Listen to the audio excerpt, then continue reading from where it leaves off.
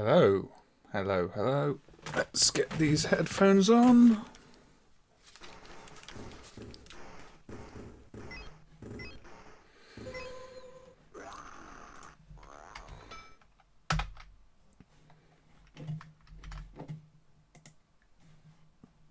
And let's get started. Alright, so there were still plenty more M games left to cover after the previous two streams where I've been covering M games in MAME at the start of March. And I thought, you know, before I wind down myself and watch a couple of streams later, probably Nicky and Bunty's, IFO and the like, I will do some streaming of a few more M games for the next 2 to 3 hours and, you know, get some more of them out of the way. I've got a little request from Peter who wanted Momoko playing, so I'll be doing that one in a bit. But first of all, I'm going to start with Monsters World. Now, Monsters World is actually a pretty good game. That's mainly because it's a hack of Super Pang. And when the game's good in the first place, it's hard to really make a bad game out of it. I mean, it's not impossible. Been done plenty of times before. Marvellous. Yes, this is a marvellous game. Well, it's not really a marvellous game. It's a marvellous hack. As far as hacks go, bit of horror in your Pang. You can't go wrong, can you? It's nice and gruesome. Another one for Halloween, if you're playing at Halloween. I mean, it's a shame it has to be a hack. You know, it's a shame this wasn't an official game, but I think TCH did a good job, or whoever did it for TCH. Is TCH? Yeah, I think it's TCH. I'm dying now. TCH, yeah. It doesn't really run at 24 megahertz, by the way. That is a bit of a hack to get it running correctly in MAME, because I think the way the interrupts are hooked up on this isn't quite right for this bootleg version. We've got infinite lives on. The default is to 4 lives, but I think I might now have infinite on. Let's restart that and start again. Okay, so Monsters World. Credit up. I should have 3 lives now, not infinite. Yes, that's better. I don't know why the default is 1 life in MAME, but I think 4 is actually infinite. And I don't want infinite lives. I mean, I know spooky ghosts probably have an infinite number of lives, but I'm not the spooky ghost. And this blonde dude who wishes to get rid of them all. But yeah, you know, considering Pang is just bubbles getting smaller, the variety of different, you know, heads they've got here, pumpkins, spiders, skulls, gives it a bit of variety, but you still know what you've got to do. You still know they're going to split into smaller parts. And it's, yeah, the art isn't especially original. All the backgrounds are heavily inspired by other artwork. I mean, I've seen an article showing exactly what the sources for each of these images was, and it's blatant, but that's what you expect with hacked up games in the first place, so no, can't really complain. It's just how it is. Yeah, so they've kept the game intact. They're not really broken anything as such. So if you want to play Pang, you can play Pang. Yeah, exactly. That's the Evil Dead 2 cover. Everything in the game is from somewhere else. You will find that. If people want to announce exactly which is which in the chat, then go for it. But yeah, I don't know. I mean, you get that with a lot of hack games, don't you? I mean, all the adult ones, people have traced back to where the photos have come from in some cases. I'm sure the music here is sampled from things too. It's just what happens with them. I'm just using a keyboard. So I get asked that question an awful lot, but no. As I primarily do development, I'm just more familiar with using the keyboard, and generally find it a bit easier than trying to use a pad. Let's look in the corner down. Hey the ogre, how you doing? I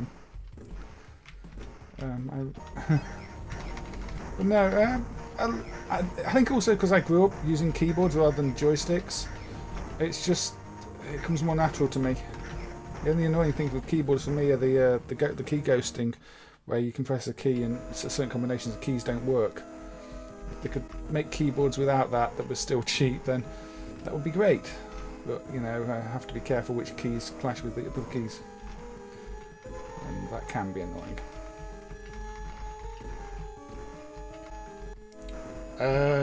What keyboard? It cost me about £5 from Argos. It's a cheap keyboard. I previously had, one of the cheap Microsoft ones, but I spilt some Coke on it about 2 years ago, so I just had to rush off to, town, go to the nearest Argos and get whichever keyboard they had cheap, and that's the one I've been using ever since, so I don't think it's even got a brand on it.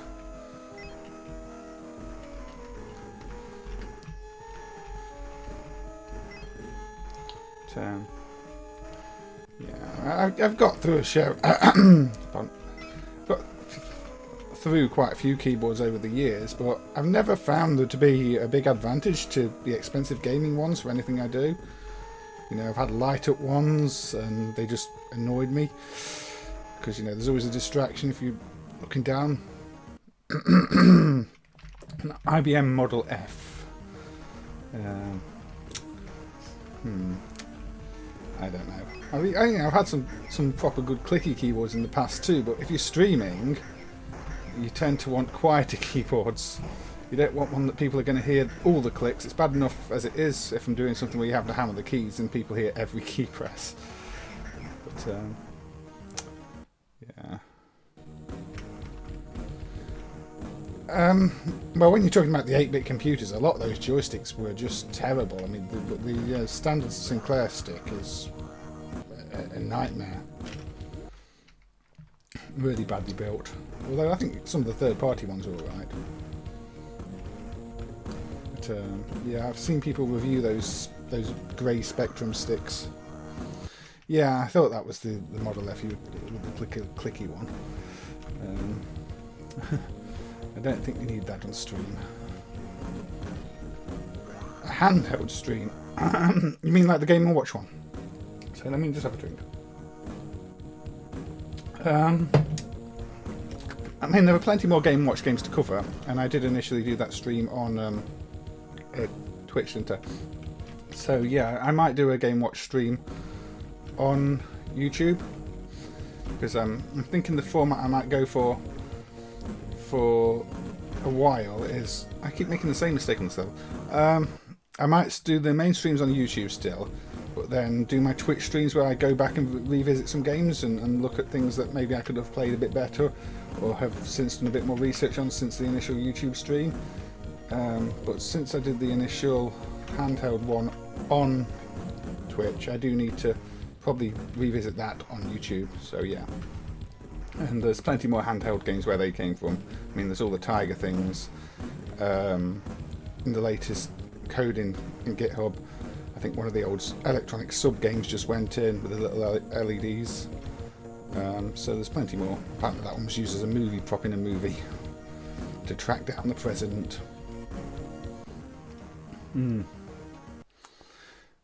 The arcade, an actual a branded arcade joystick. I guess that was built to high quality micro switch and the like then. But yeah, when I've been picking up these plug and plays, some of the joysticks are so bad they actually remind me of some of the old Spectrum ones. I don't know, they're imprecise. But a proper micro switched one that's branded as an arcade one, yeah, I can imagine that'd be quite good. And C64 tended to have faster games that demanded better responses as well, so you'd need a good joystick, or C128 in your case. I don't know much. I guess it's the C128 just the C64 with more memory, or are there other differences? I'm not that familiar with the C128, or the C64 for that matter. But, I do like watching people play C64 games on streams though, because there are so many impressive ones. They just look and feel more like arcade games with the smooth movement in many cases. Yeah. I mean, I think that's the only good thing I can say about that MSI plug and play Street Fighter joystick. It was actually felt like a nice stick, but the rest of the product is just so bad it's not worth owning.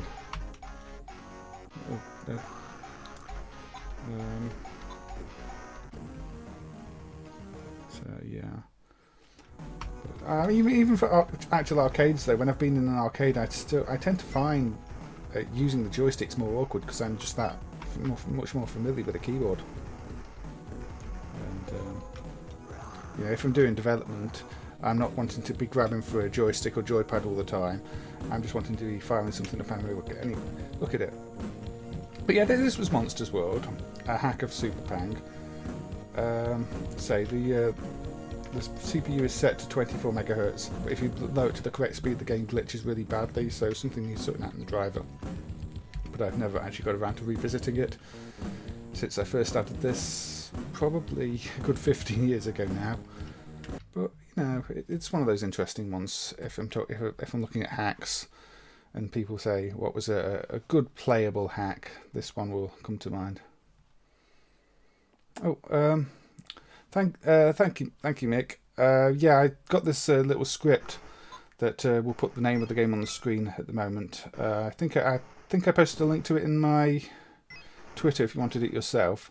But it saves out the string you see below at the bottom of the screen to game-name.txt in the main folder, and OBS can import that. So yeah, the first streams I did try doing it manually, but kept forgetting to update it. So script helps. You know, if you're streaming yourself or anything like that, then yeah, I can understand. It's a good idea because I mean, I found that myself as well. When I've been researching some of these videos, I've gone through videos of like top 100 games on a system, and there've been no names. Maybe there used to be YouTube comments, but there've been no names on screen, and the YouTube annotations went away because they disabled them all, didn't they? And so you're just left with 100 games that you don't know what the titles are of. So yeah, that sort of factored into why I did this. Anyway, where shall I go next? I did. Let's go a bit vertical and back to the 80s with Mr. Kougar. Now this one's fairly obscure. I say it's fairly obscure. It seems like it was quite heavily bootlegged, so maybe people played it without realising it. But yeah, your classic sort of scramble type hardware there. But it's an original game, this one. So you can just have a brief watch of the attract mode. Shows you who you are, shows you what you're avoiding. Basically collect the dots on the platform type affair. But there you go.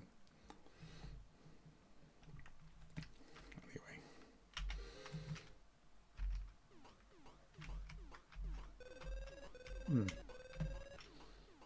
This one's quite quiet, isn't it? Let me just turn the volume up.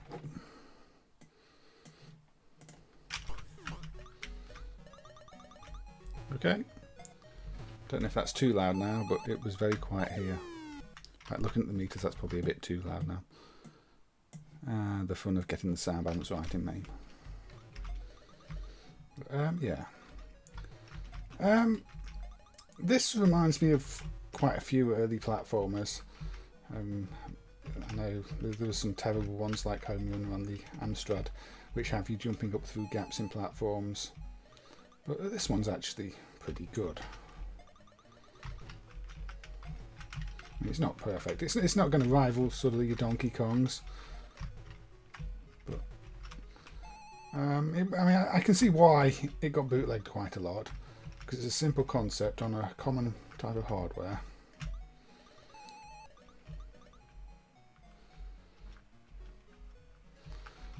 Yeah, lots of Super Pang bootlegs and boards end up dead. There are bootlegs of Super Pang out there that have all the code battery backed up, which makes no sense. They're more heavily protected than the original game. So, you know, we've come across those boards and it's like, why? Why would you put all your program code in a battery backed RAM chip? But they did. And typically you see that on early gambling games, you know, there's an anti-tamper mechanism. But a cheap bootleg of Super Pang, I don't see why. But yeah, is that the one you've got, type that you've got, or is it just a case of something else has gone wrong when the battery's leaked? I think even the original Super Pang needs some sort of something in RAM, doesn't it? Backed up by battery. And then you've got encryptions and I mean that Monsters World's got all sorts of encrypted scrambling on the ROM banking and addressing too. Yeah, the problem is I think all of them are going to be dead by now. I mean, when the batteries aren't meant to last 20 odd years, are they? So chances are, if you had the code, it's dumped the RAM, it would probably have matched the real set, but unless somebody finds one that works, we'll never know. But then you're going to have bit rot problems probably by this point, because even with the Sega encryption keys, quite often there were bits going bad in the keys because just the nature of the RAM. There's still a few original games where we've not got proper dumps for that type of reason. I think I mentioned it before. Sega Neon System Counter Run. The only set in MAME that runs is a bootleg. I'm not very good at this game. There are more stages to this game that I did want to show. But yeah, Counter Run, you've only got bootleg sets in MAME that run, and I find that to be a bit strange, because in the bootleg set you can collect a one-up item and it doesn't give you a one-up, so I don't understand what's going on there, and do wonder if that's something the bootlegger's hacked. But unless we can actually manage to extract the original code from an original working board, we might never know, and they're very, very uncommon to find in working condition now. We're lucky that Free Kick was extracted from the original board. And again, the Merit license version of that we've only ever seen on the original board.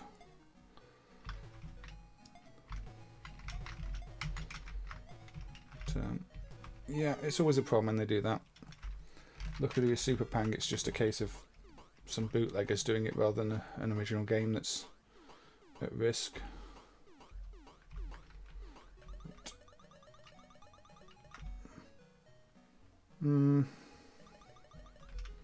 I've not really got any interest in Antstream, to be honest. It's not my type of thing.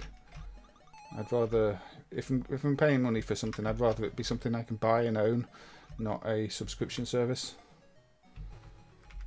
Because over the years, I mean, too many things have been lost to subscription services where you can't actually own the content, and I think a streaming service is the worst case scenario for that, really.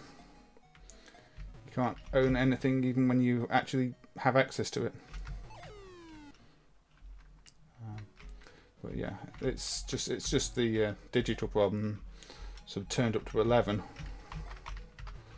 Am I missing something with this game? I feel like I must be. Oh, it's just a lot more difficult than I remember.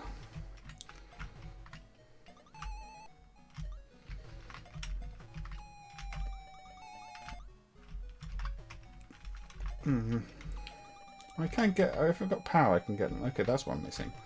I thought you had to avoid them all the time. That's how long it's been since I played this game.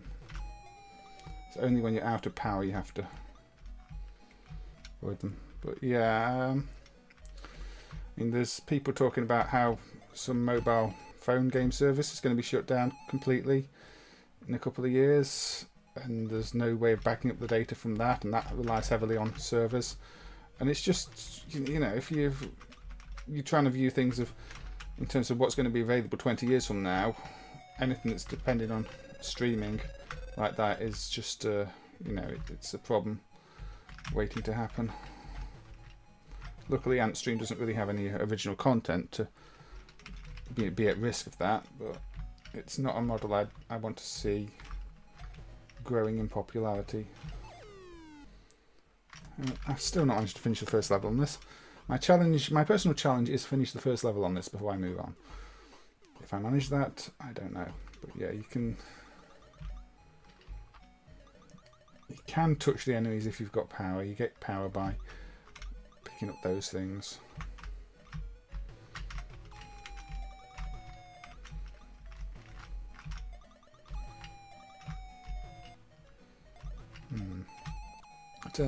Does anybody have any favourite M games that I've not played yet? Or aren't sure if I've played and just want to know if I've played them yet. I think Marble Madness was mentioned last week. I might give that one a try in a bit actually, although without a trackball it's a pretty tricky one. I don't think I'm going to manage to finish the first level on this, am I? I'm doing worse each time. Your power just doesn't last long enough. I know your power pellets don't last very long in PacMan, but PacMan, you've got more ways of avoiding things. Here, avoiding doesn't help if you keep falling down the holes either, does it?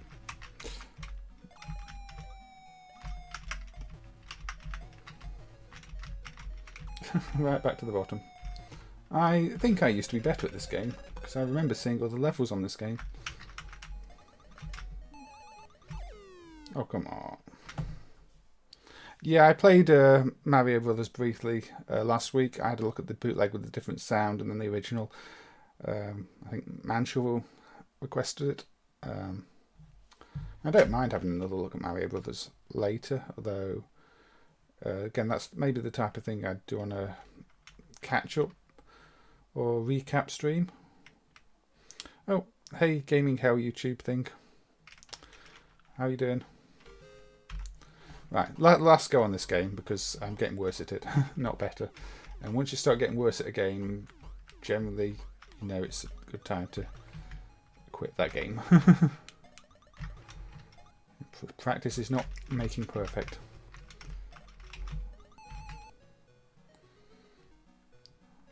Don't really fully understand the mechanics. Seems to be a game about bananas. No. I think the orange ones always kill you, don't they? The other ones you can kill. Or something.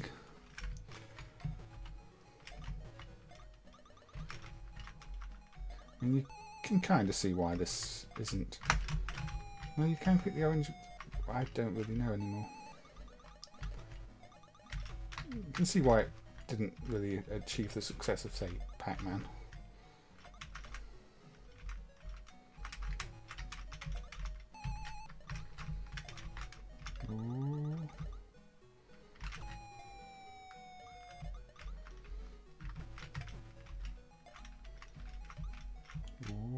I'm getting there. Am I gonna? I don't like the way they're all ganging up on me down here though. Get the power. No, what? Why? I don't understand why they kill me sometimes. Good. Glad to hear it. So,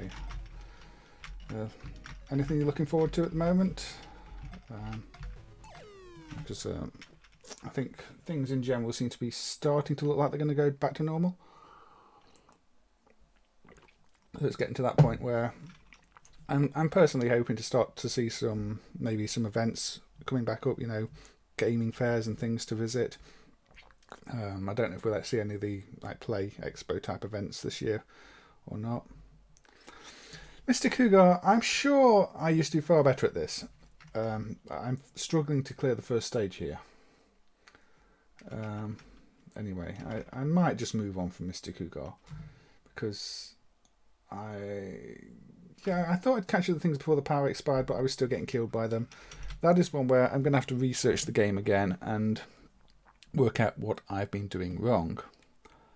Because I remember having fun with it, but in that case, I was not having so much fun with it.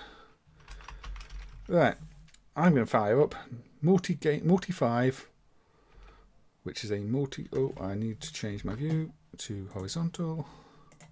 There we go.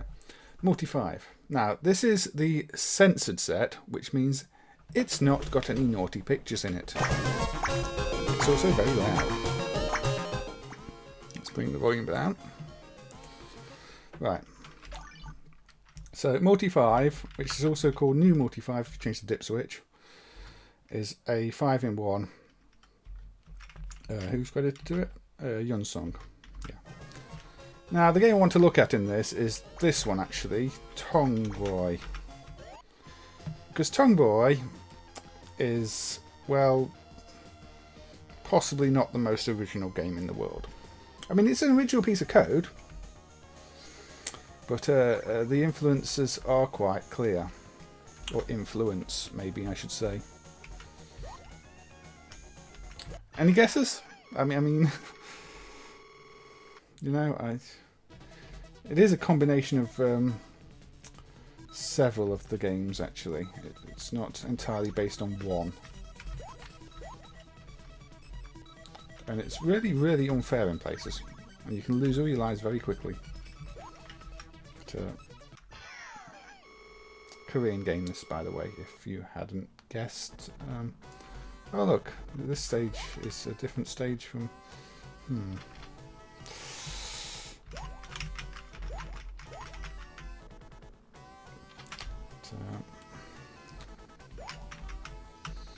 This feels more like something you'd find on one of those plug and play devices, but actually there is more of a game here. Also, the sound effects are clearly ripped from sort of puzzle bobbly things in places and sound quite out of place.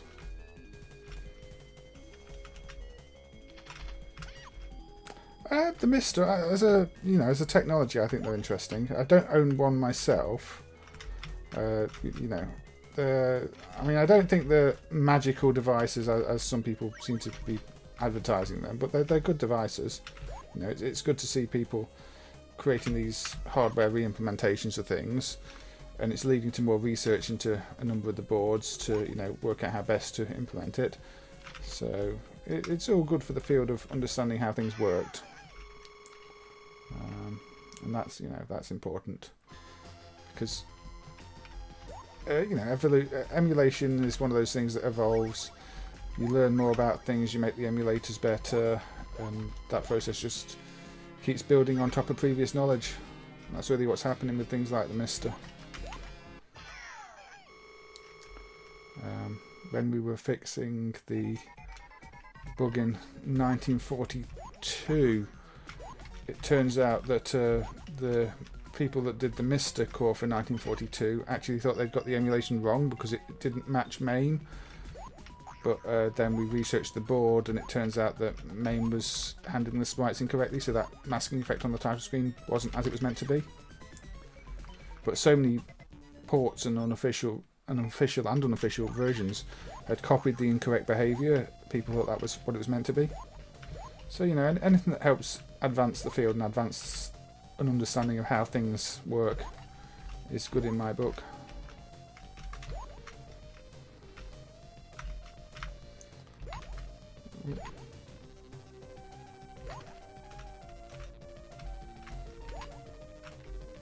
Now, I did play through this earlier and ended up cursing at quite a few of the levels, because if you get your jumps even slightly wrong, or your timing even slightly wrong, you can burn through a lot of coins.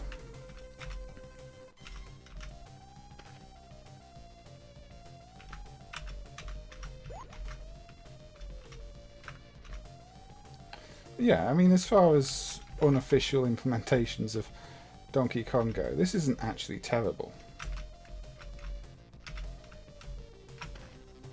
I mean, it's, you know, you can tell it's not an official Nintendo product, but it still manages to be a fun little platform game with quite a bit of challenge. I mean, I managed to get to round 20 when I was playing it earlier. This is one of the horrible ones. You have to perfectly time this jump, because the only way up is past those two patrolling... I don't know what you'd call them. I'll just call them enemies. So yeah, you can burn through all your lives here. This is one of the parts that I would not say was well designed.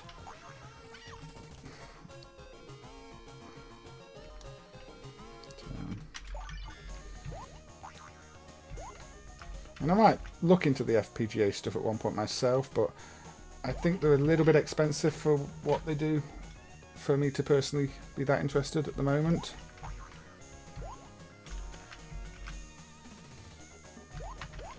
Oh.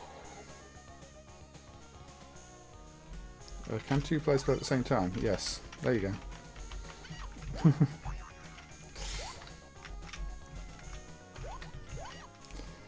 I can do this level. I have done this level before. It's got lots of cute little animations as well, like the sleeping animation there where the player wasn't doing anything.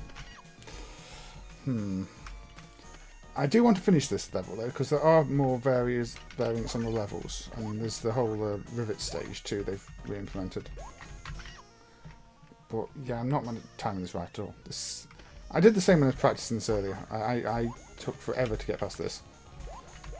And then the worst thing is it gives you the same stage again afterwards.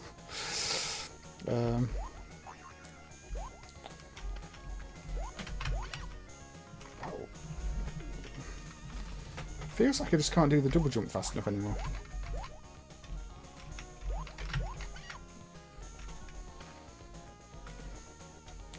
Yeah, I don't really know how well it's going to play as co-op, because it's probably just going to make both players finish the stage.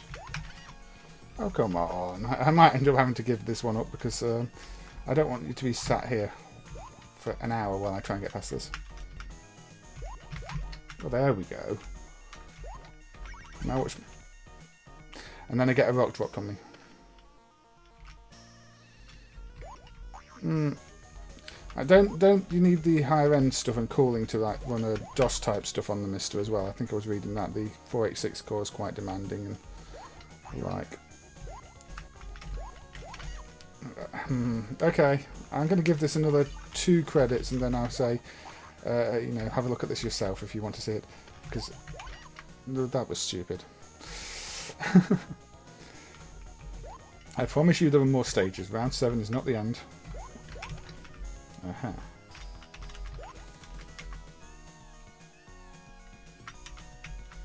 No, I don't even go this way. I've gone the wrong way now. I've gone for the bonus item. Are they frozen now? Which is good.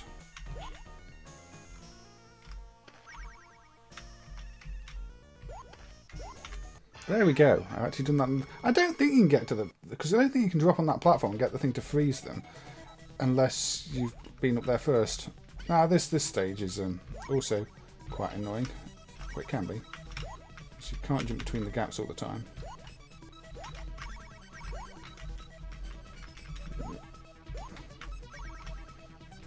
Nope. Oh, I ran into that one. Yeah,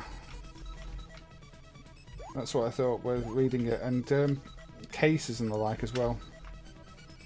It's not just a buy it and it works type thing. At least not yet. I mean, I know there are places selling them with cases, but they seem to be charging a premium just for the, you know, having a case. From when I was researching it.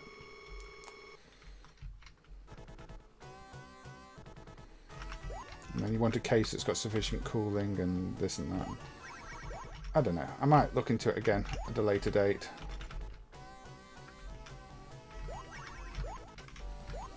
I mean, I've got plenty to do anyway. It's not like I'm short of MAME stuff to look at and need to start looking at FPGA stuff.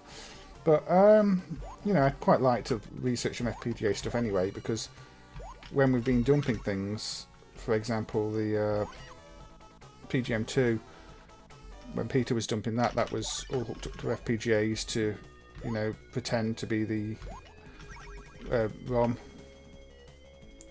rather than the real ROM, and tricking the system into doing what we wanted. So, you know, the potential use of the technology outside of emulation is of interest to me. Good afternoon, Christian. How you doing? And then we see we've got this type of stage. I'm sure that pre-render's ripped from some PC game.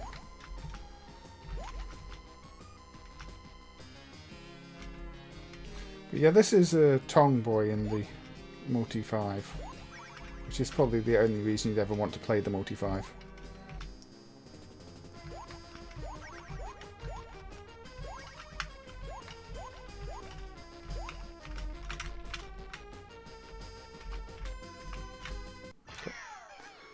That one's not that.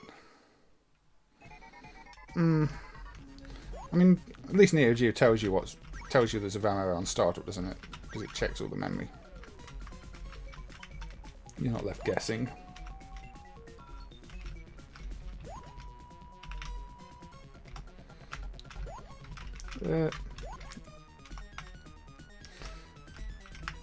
I want to get to the rivet stage and then it just sort of starts to repeat, so stops being interesting. Watch where you're jumping.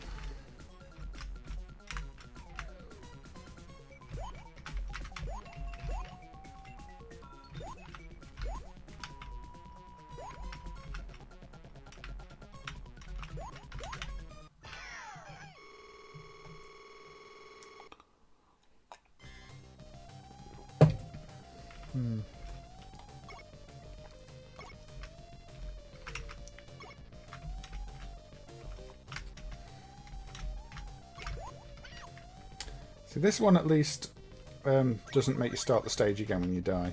The keys you've picked up remain picked up. The difficulty balance in this game is very strange, actually.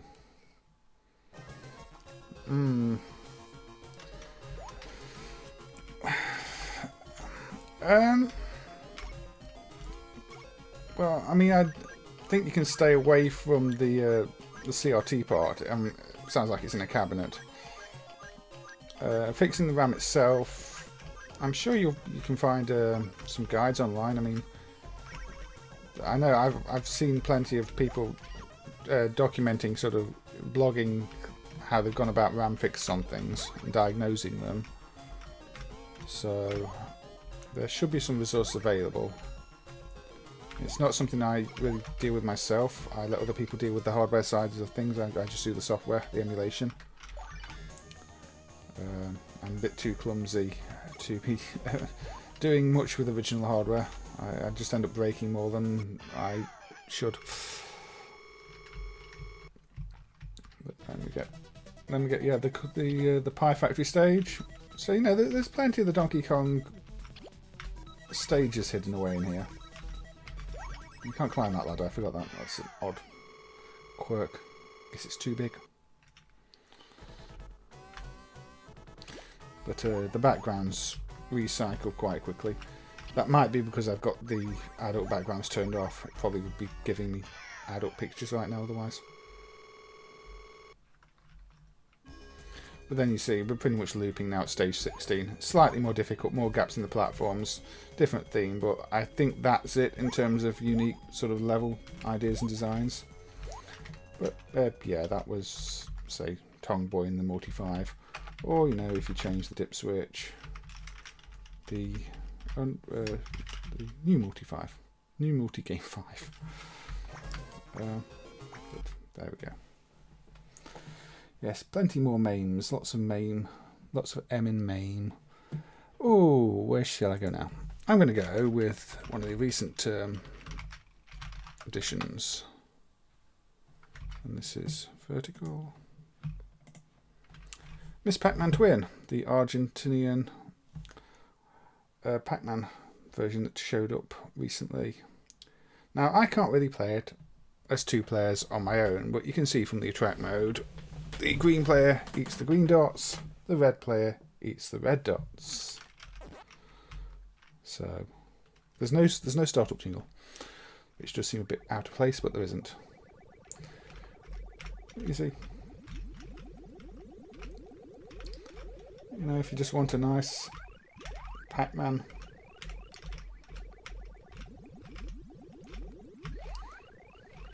it still plays like PacMan with a single player, or Miss PacMan. Although there's no animation picking up the ghost, so it is actually a bit quicker to move around. And there's no fruit, so you've not got to, you know, chase the fruit down. So I guess as a single player, maybe best to call it a simplified version of Miss PacMan.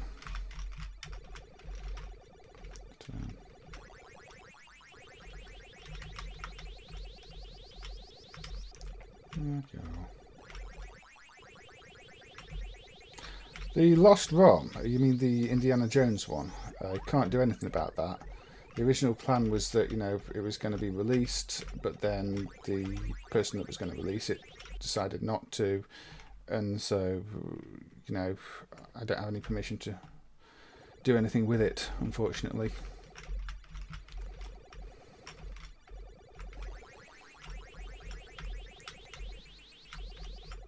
It's one of those that's probably just going to be stuck in limbo until another one shows up at some point. That's annoying, but you know, I can't do much about it. And I'm surprised it didn't show up already, actually, because you know, I've had email accounts where I've got backed up files hacked into and all sorts of stuff, but you know, it never leaked out then, so it's probably not going to. I thought I'd lost access to the thing myself at that point because I was locked out of that account, but I happened to have a backup somewhere else. But no, I mean, given it's been like over 10 years now and I've not had any word saying I can do anything with it, I don't think it's going to show up unless another cartridge shows up. Oh, cornered. You know, I said before, I don't really do any of the ROM distribution. I just work on the emulation. So if people decide they're not going to distribute something, then that's what happens.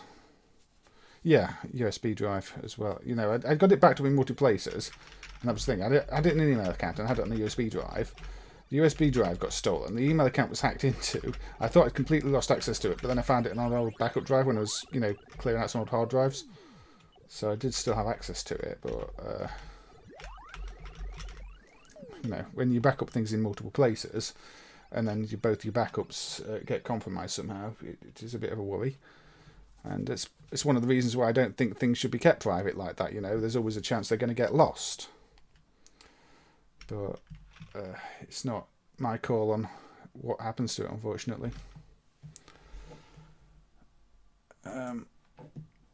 So and there's plenty more things like that that I still don't know when are going to be released. So I'd like to have got the that Wilderness Predators thing out there and in MAME, but the people putting conditions on that too. They want multi-channel sound working MAME, and there's everything else, and you know, it's I don't know. I've just given up caring about that one, to be honest. It would have been nice 4-player multiplayer thing, arena shooter, four players playing against each other, but if the people with it don't want to actually take the steps to make it easier, there's not much I can do. Anyway,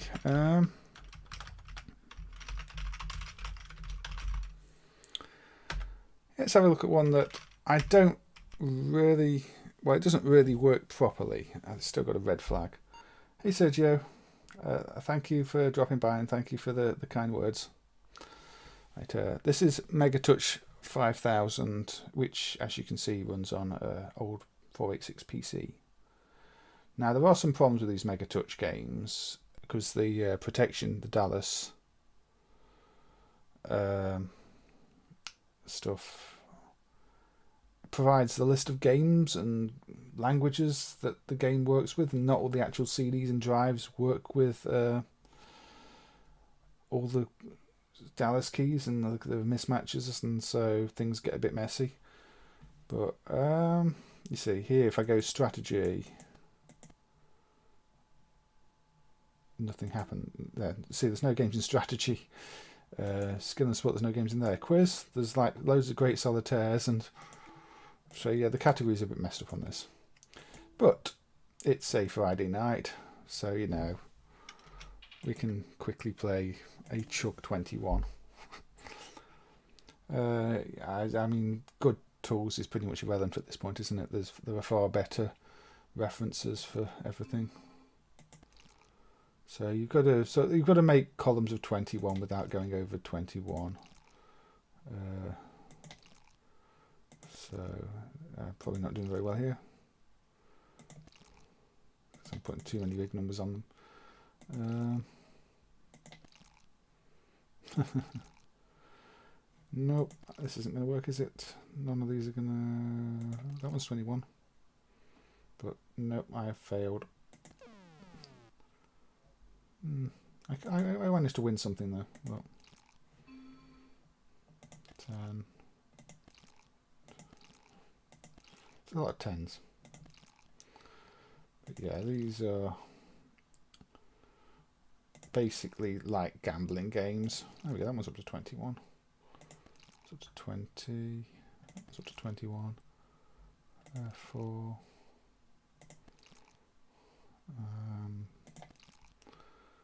And I can't put that on anything. But, did I not win anything that time? I mean, this type of game was really popular in bars and the like, so I guess people have seen them. We get quite a lot of requests and people asking when the emulation is going to be improved on them and fixed up on them. So, despite what they are, these seem to have been really popular.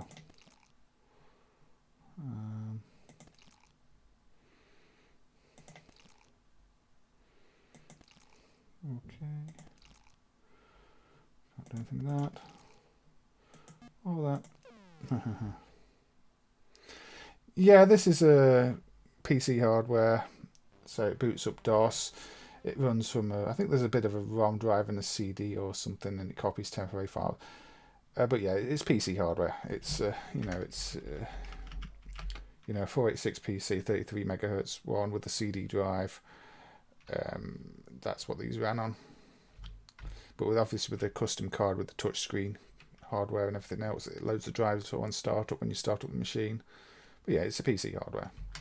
Unfortunately, like a 486 PC at 33 megahertz is about the maximum you get out of MAME. Even on throttle this, it's only like 150%. So when people ask when the PC games that run on sort of 3 megahertz PCs are going to run in MAME, they'll be about 30-40 times slower than this, which is not good. But yeah, I mean, I'm not going to play too much of that, but that's just one of the things. There were progress on these a few years ago, and not much since, unfortunately. But I think they're just waiting for somebody with the interest to come along and try and document everything, because there's so many different CD images and everything else, and so many different CDs that aren't dumped yet. Like I say, the protection chips are important in terms of determining which games are available on which units, and mismatched ones cause issues, which is probably why some of them don't work as they're meant to. The earlier ones weren't just PC hardware, but those XL series ones are. Ooh, okay. Where should I go? Let's go Mystic Riders, which is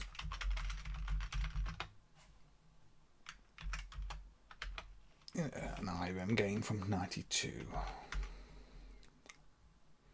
I do like a bit of Irem. I think they put out some really good games.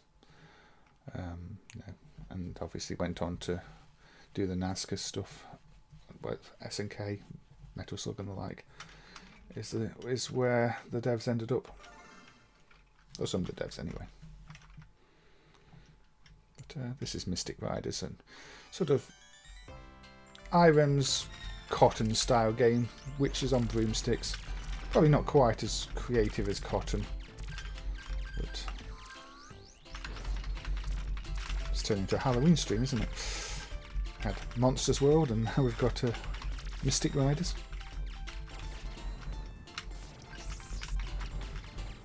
Yeah, I don't play this one often enough. I sort of like. I like whenever I played this, I enjoyed it. Except when I do that. But it's one that I just seem to overlook all the time. I don't really know why. It's almost got a mix between Cotton and Parodius, I feel.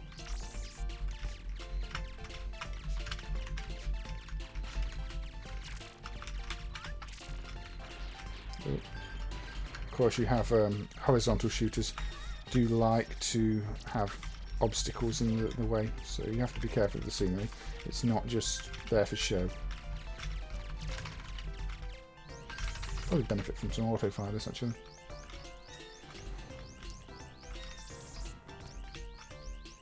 Nice music.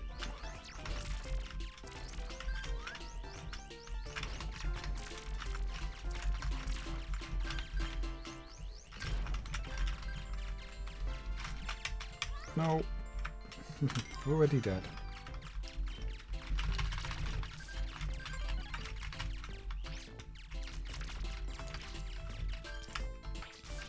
Yeah, if you fire the broom, it goes in the opposite direction to your travelling.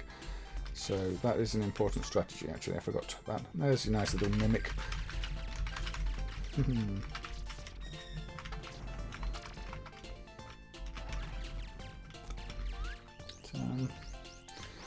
Yeah, I mean, the Irem drivers are again ones I need to look at some point, because I think I mentioned it before.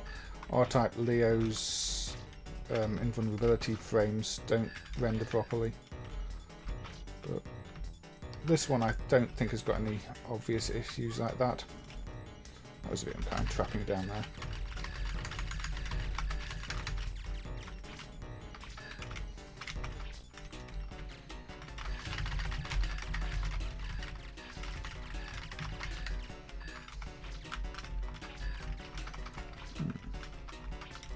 Yeah, I mean, in terms of the Megatouch ones, there have always been cases of off-the-shelf PC hardware being used, with sometimes with extra subboards for ROMs, sometimes just with adapters to use compact flash cards instead of hard drives. That you usually find that with the gambling ones. Taito's Psychic Force 2012, is another PC-based hardware that's not yet emulated. It's more of a modern, well, I say modern, I think about, is it 200 megahertz? But that's running off a virtual floppy drive with drive space compression, the ROM data and stuff. And it's not quite sure, we're not quite sure how whatever MCUs are on the ROM card are emulating a floppy drive. It can be quite messy to get some of the hookups correct. Korea started using a lot of PC hardware as well for dance type games. There was I was told at some point when all the XP machines were remotely hacked, a lot of those machines ended up getting destroyed because they were connected to the internet for online scores, and so they just became infected, and that wasn't great. So that is one of the risks you take when you're running sort of consumer operating systems and connecting them online and not patching them.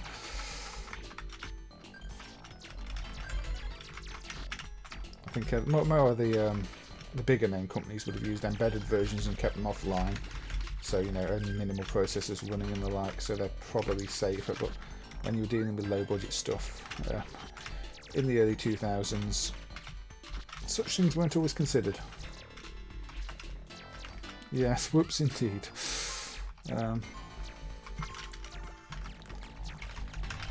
I've been told some gambling machines ended up breaking because of the whole Flash shutdown thing, because they were using consumer versions of Flash in browsers connecting to remote servers, and then suddenly Windows updated. It's like, no, we're not running Flash anymore.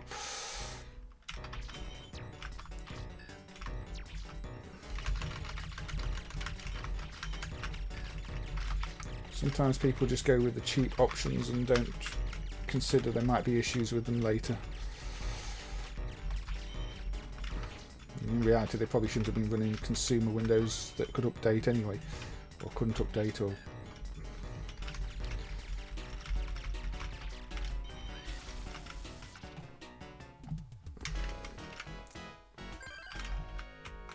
Yeah, this is a cute little game. Not as cute as Cotton, but still, good fun. Floating turtles.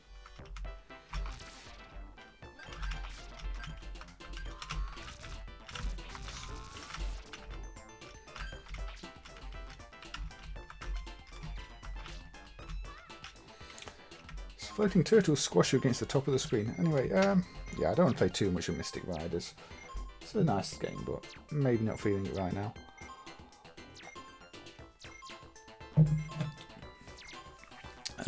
Have a look at my list.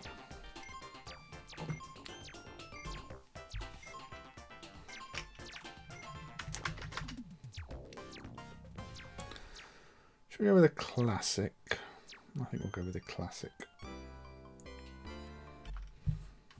I say classic, it's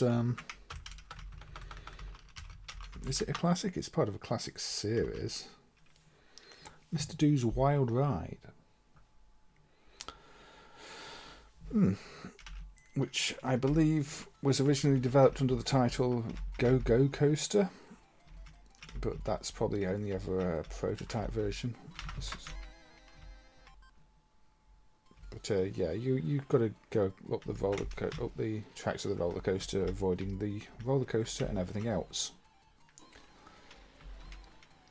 You know, climbing roller coasters is generally not advisable, but for some reason Mr. Do decided he wanted to climb a roller coaster.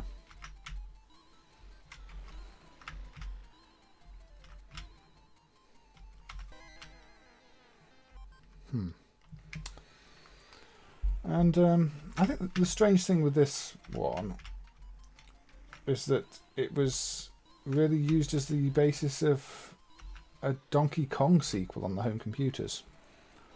I mean, Kong Strikes Back on the sort of Spectrum and CPC and the like is basically a clone of this type of game, where you're going along the roller coaster track, climb up, you know, get to the end of it. So that's almost a really strange crossover that this basic idea ended up being used for something completely different on home systems. Yeah, definitely give Mystic Riders a try if you like that spooky Halloweeny genre. It's you know, it's a good one for Halloween, and it seems to be one that's fairly kid friendly as well. You know, not overly scary or gruesome. It's just cute. This is very quiet, isn't it?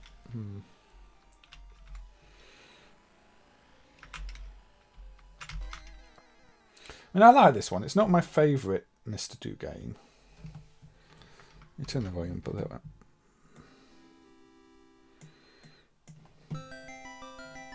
Too much. But, it's still a good fun one. I think you can tell Mr. Do was sort of shoehorned into it. It probably would make more sense if it was still called GoGo Coaster. It doesn't really have anything to do with Mr. Do apart from the character.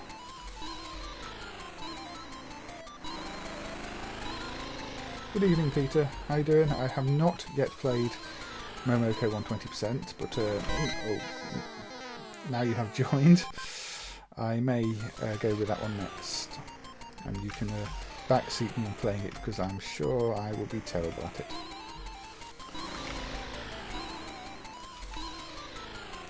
Yeah, this is one of those games where you have to look and watch all the time.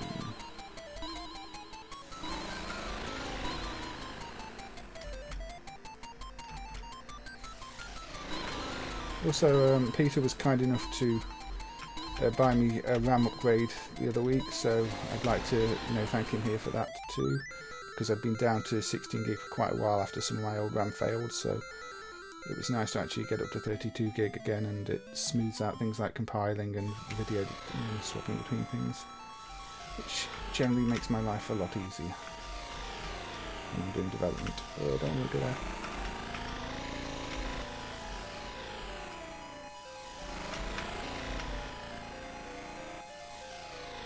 I do have temporary run, but that wasn't fast enough.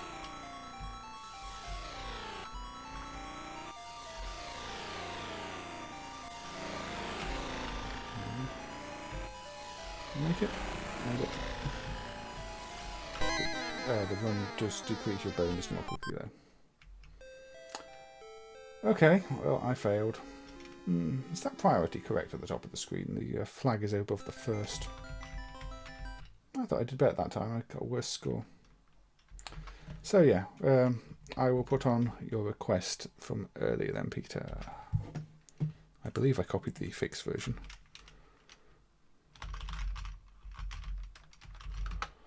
So, Momoko 120%.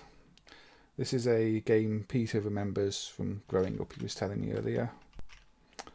It's a Jaleco one. I've run the English text version. And yeah, you play as this girl, and you're basically escaping from burning buildings and the like, trying to get to the top of the screen. And it goes through different years of her life, at different ages. So you're starting off in a school.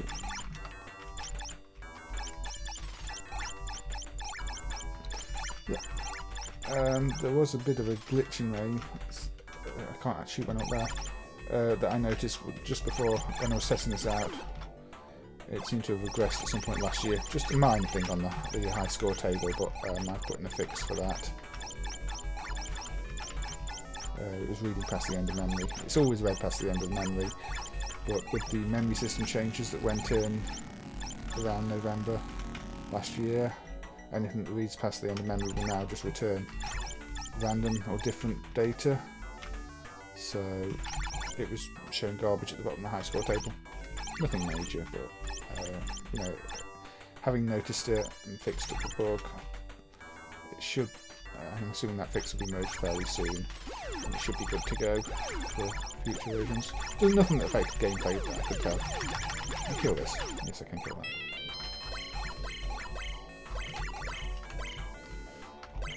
Yeah, this is a nice little platformer. I can go. Can I jump higher? Yes, I can go there. See, I was looking for original hardware videos of this too, because you know, I do wonder a few things like, oh, is the font always meant to be blue, or is there meant to be, or are there meant to be other colours? Because the code in the driver only doesn't look for any palette attribute; it just uses the first colour for the text all the time. The driver maybe needs a little look at. It's doing everything in manual code when maybe it could use tile map system. Maybe it can share some code with other Jaleco and MK drivers. But you see, this is the second level. I am now high school rather than sort of well, infant school. I don't know what it's referred to in Japan. But,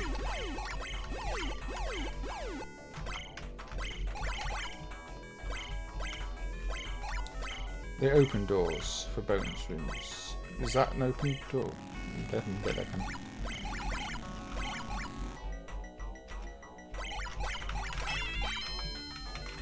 That's not an open door, no.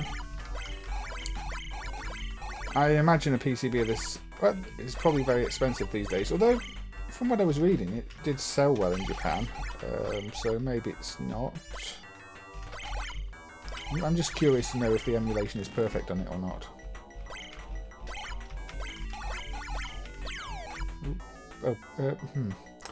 You can't fall then. Okay, if you fall down, you die.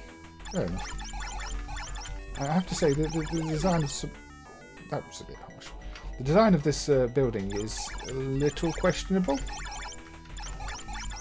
I mean, you kind of run out of a doorway and fall to your death.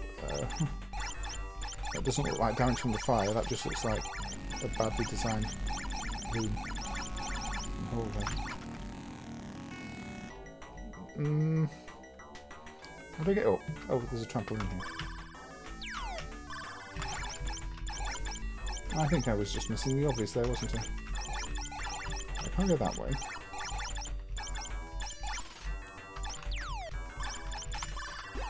No. Oh, that continues, or am I starting again?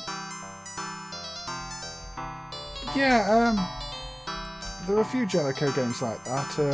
Buttersan has got that English set that was dumped, Pigs and Bombers, with this English subtitle. I think sometimes they did a few minimal effort localizations. Sometimes they still have the Japanese warning signs on them too. There's a P47 set that's censored, which apparently was for export, but still says for use in Japan. It's only, you know, it's a graphic ROM change to remove certain inventory from the planes.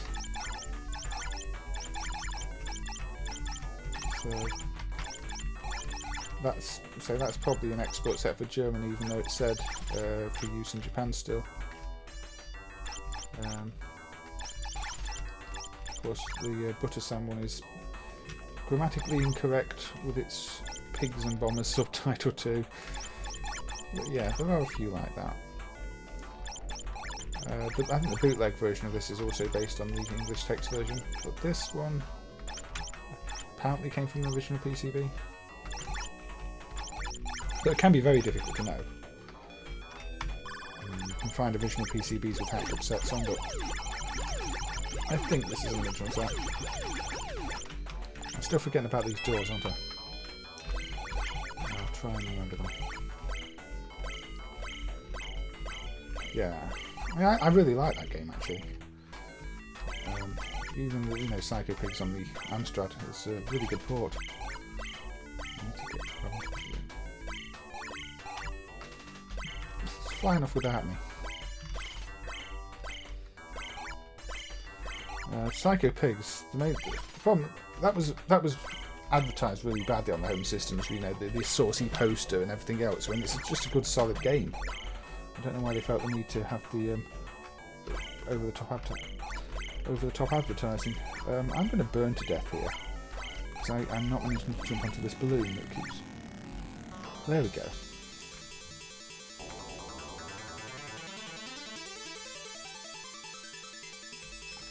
Yeah, I will play Butter-san on stream one of these days. Obviously, I mean, I'm not going to do too many M streams because I will run out of interesting M games. Oh, there we go. That's the bonus room, is it? That just teleports me over here. That's not a bonus room.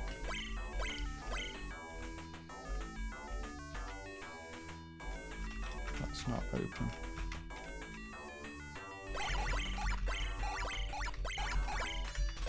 Oh, hey, Mr. Drone. How you doing? Or MR Drone? I don't know. Mr. MR.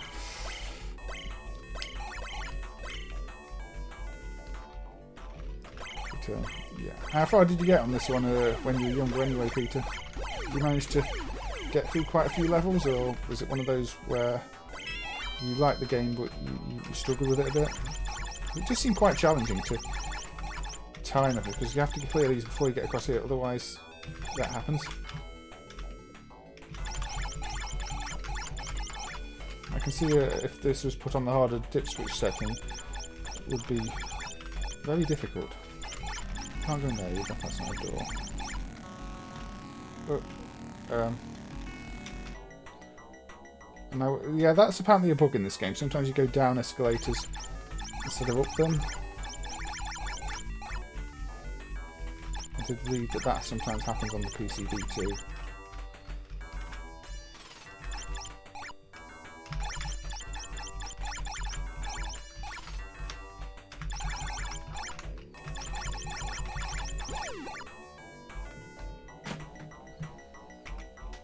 Ah, well, so far I'm definitely stuck on level 2, so I'm quite a way off level 5. These just don't stop coming.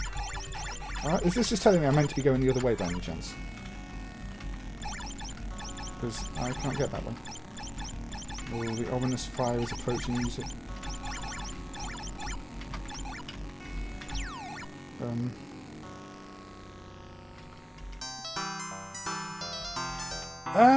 I mean, it's meant to be a glitch with the diagonals, but I think MAME is set to 4-way joystick in this now, so I'm surprised that still happens. I thought it never was set to 4-way joystick.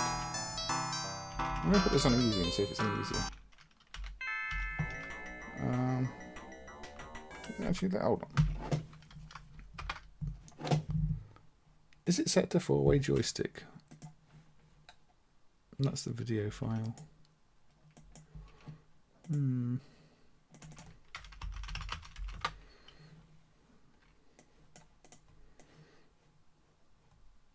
It is set to 4-way joystick, and apparently I still managed to trigger that glitch. Well, I don't know then. That surprises me. Because apparently you could easily trigger it by pressing diagonals. Well, I managed to get to age 6.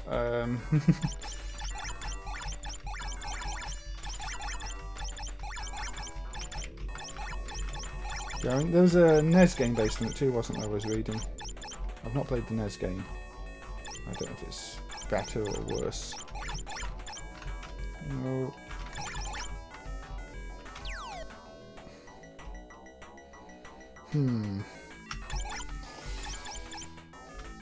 Sometimes the fall damage can be a bit annoying.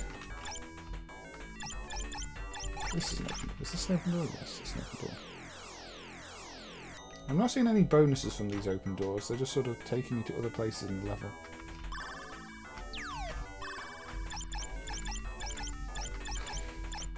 So I'm not too familiar with all these Japanese IPs in the first place.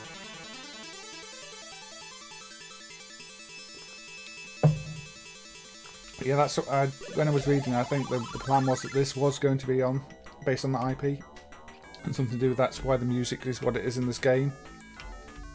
And then they didn't get the license, and then they did get the license for the Famicom one or something like that. Yeah, yeah, that's what I was reading. Definitely not the only time something like that has happened in gaming. You know, games that were going to be licensed and still ended up with music related close to what the license was meant to be. Bombjack 2's one, isn't it? I think one of the versions has got Thundercats music, something connected. I don't remember now. I'm thinking of a different game.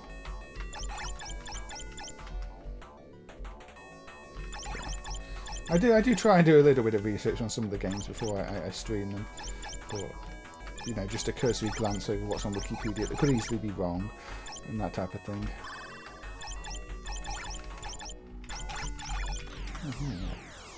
Oh, this is. Do schools have corridors that look like this? Oh, this is quite creepy.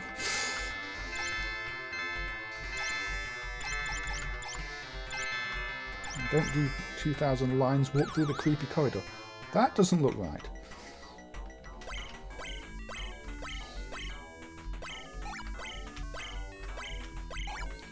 I might have to revisit the driver if that didn't always happen, or if it did always happen, I might have to revisit the driver.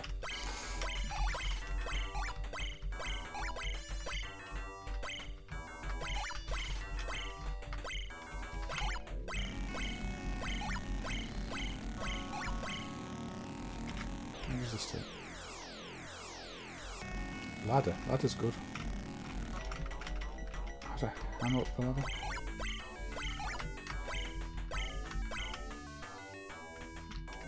There we go. On easy it is easier.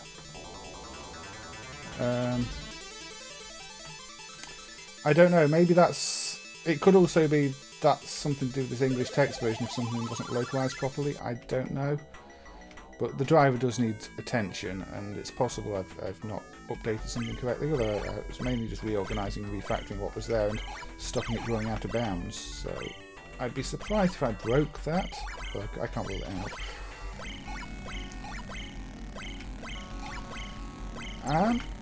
I don't remember the sort of internal organ-like hallway at school now. I also don't remember the schools being on fire this often. I mean,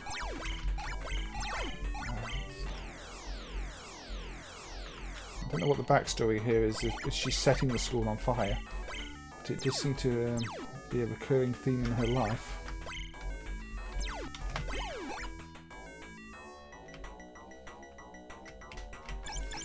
I made it till age 12.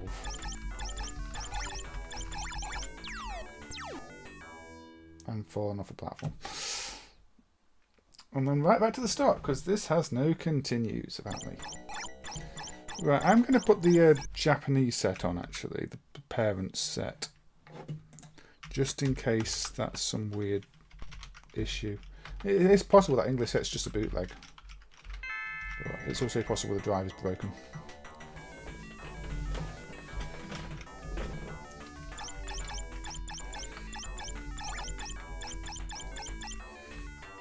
What's the point in that?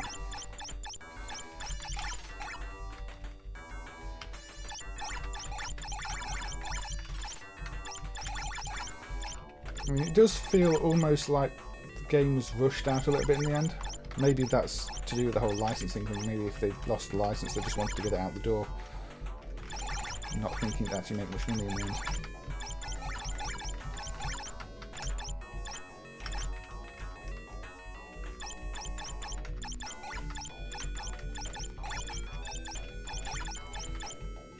Be on the lookout for creepy demonic hallways again.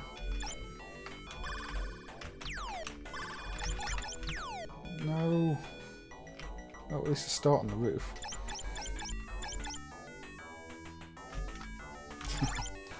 Doing that thing again.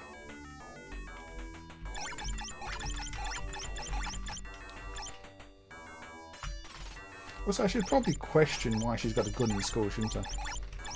I mean, again, not really what you tend to take to school with you.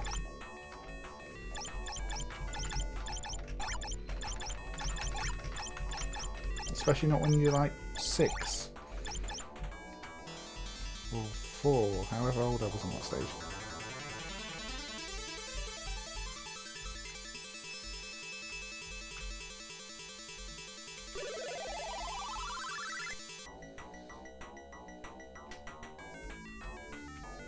Right.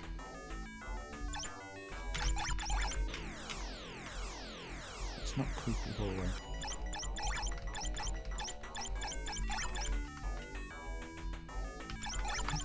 Yeah, even the priority handling in the drive is a bit questionable. It just treats the first sort of couple of sprites with a different priority. Looks an unlikely way to handle things to me.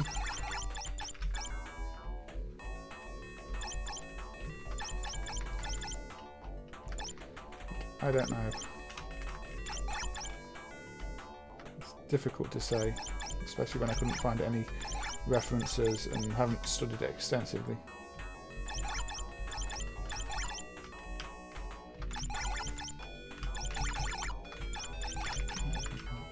Nope. Come on, creepy hallway, where are you?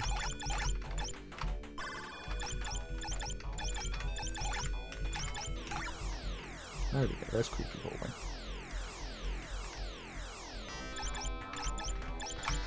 Creepy hallway with hurdles in it.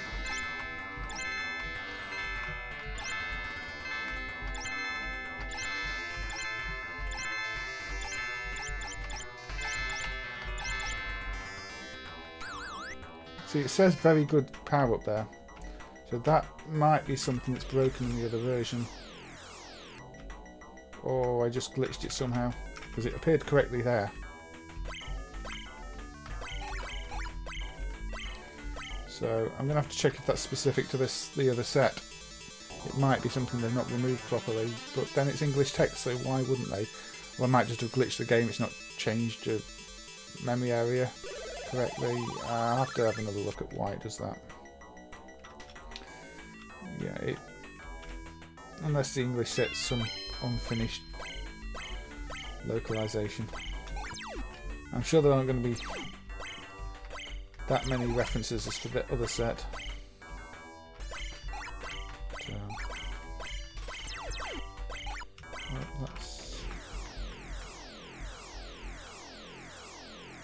The set feels easier, but that might just be practice on it.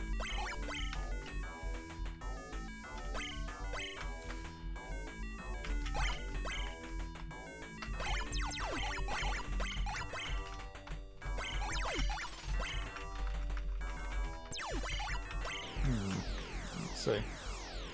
Could be one of those games where you do just get better as you learn the timings.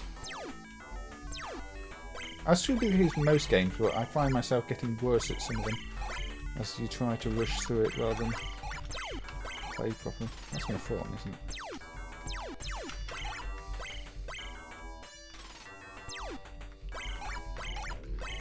See, the schools get higher each time. This is a very tall school.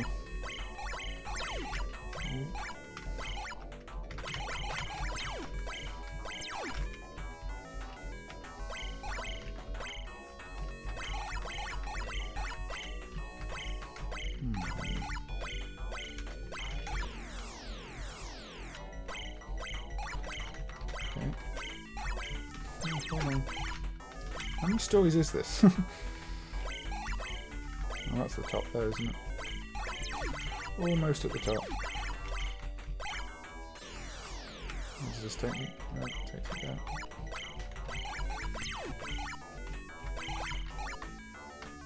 Oh, that was cruel.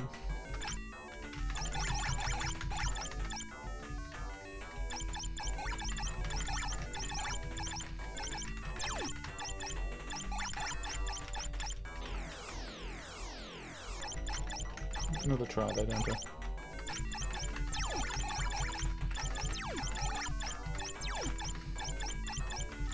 I'm really bad at jumping onto platforms, I've discovered that. There we go. Oh dear. At least the respawn points are not too bad. I don't mind respawning on a roof. There we go, I've actually completed that stage too. So I've not seen any of those slug monsters on this set, but maybe that's because I've put it on easy straight away. It is nice they've got all the different sprites of the different ages though. You know, you can tell there's progression. They've probably built another 5 stories on top of the building. Oh, there we go again. But yeah, that still happens with the Sector 4-way apparently. It must just be a game bug. You know, because that would be under the control of the game logic.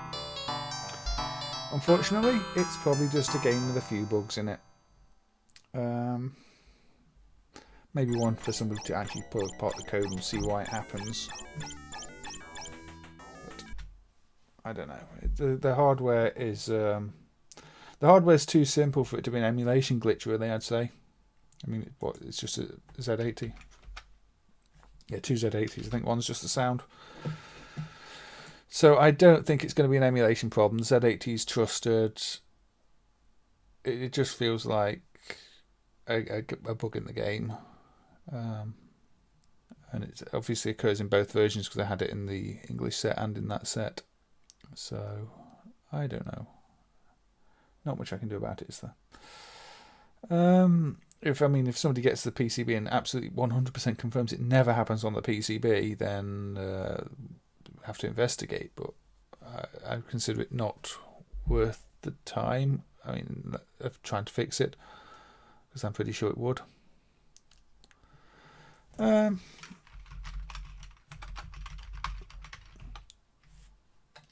Let's go with Maniac Square. So yeah, I think Peter will be familiar with this one too. Yeah, that's what I figured, and I think Yuki would know because, you know, Japanese dev, Japanese game, and Yuki probably had the PCB to test against too when their drive was done, because Yuki was, you know, part of Japump and close to them. So yeah, it's probably just a buggy game, unfortunately. Yes, you did dump this. You dumped the MCU on this one, and this is one of the protected sets, so you know this one would not be running without your work. Yeah, they were good times. This is quite loud. I'm going to turn the volume down. Sorry for the. There we go. Yeah, because I'm running full screen. As soon as I take focus away, you do lose the update on it. But full screen seems to be the only way to make sure I don't lose frames. The joys of finding the perfect streaming setup. But yeah, this is a strange game because several years before there was the prototype version.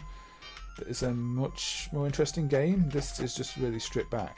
It's still playable, it's still fun, but I don't know why they abandoned the previous version when they had more going on. They had like a pinball type display on the screen and everything else. And then just rewrote the whole thing and it became this, which is a solid but unspectacular puzzle game. But it's still one I play now and again. You know, you've always got your scoring challenge. It's maybe that's the only thing the only reason they would have redone it is because they wanted to go with that whole quick-paced game, and this one makes you improve all the time, and you can't just play it forever as quite as easily as the prototype that really you could marathon without too many issues. So that might be it. I mean, where with that Power Up Baseball game that was recently dumped, there was a lot of talk about how the target was to have a really fast-paced game that moved on from one thing to the next, like NBA Jam, rather than hanging around on any one thing, because they wanted to get as much money off people as quickly as possible. So that could have been part of the thought process. Pardon me? Pardon me? yeah, it's a nice. I like the visuals of this game. I think they actually fit quite well with the theme I've got going on for OBS too. Yeah, the purpley texture. But, wasn't intentional. Yeah, it was really good to get these Gaelco games dumped and emulated. I know there are a couple, I think 2, maybe 3 of those Nova ones, the gambling ones that don't have the Dallas dumped, but they're just not that interesting compared to these. I was looking briefly to see if I could get simulation running for one of them the other day, but the one that does, I've not done any kind of simulation on, but it looked a bit more complex. However, I can't justify putting the amount of work into some of them when there are other things that I'd rather be looking at.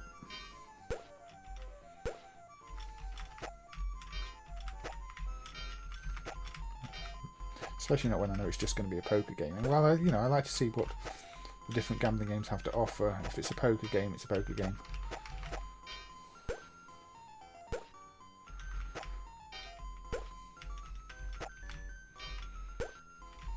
So yeah. I don't really know what my favourite Gaelco game is. I really like Alligator Hunt. Hey Sam, no problem. And yes, it is work. We have to put a lot of work into it, but thank you for the kind words. I mean, a lot of the time doing the MAME stuff feels like a full-time job.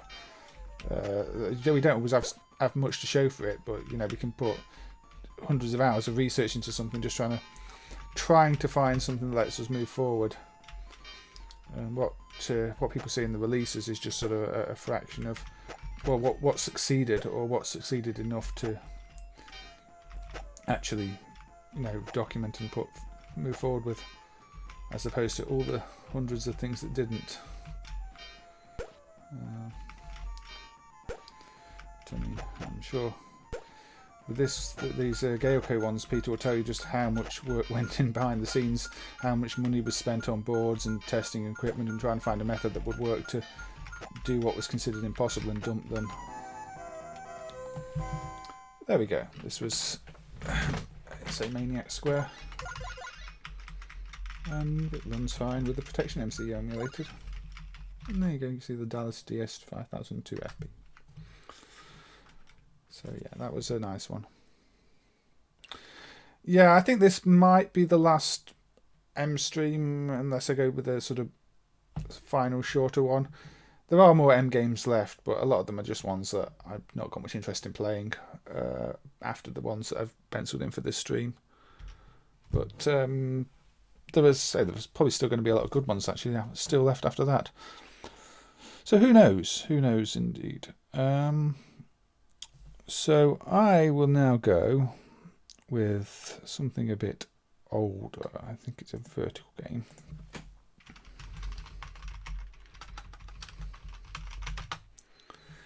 A Data East Cassette Manhattan.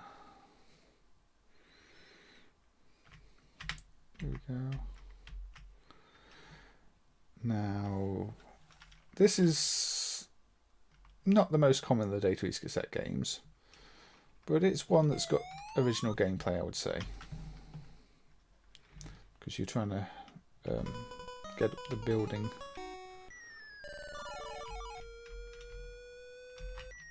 If I remember how to play it. That's not how you play it. How do you play this again? I've forgotten how to play the game. You have to bounce up the building, but... Okay. How do you play this game again? I do know how to play this game. I have played this game before, and hey all guys, also I forgot to say hello, didn't I? Okay, what were the controls on?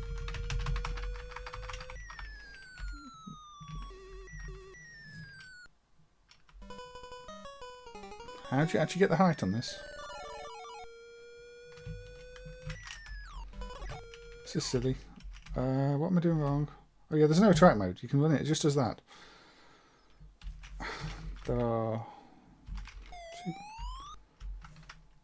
And this is where you find out why this game wasn't that popular. Because if you forget what you're doing, there we go. You have to press fire at the right time when you're on that. That's it. If you forget to press the jump button, then yeah, that happens.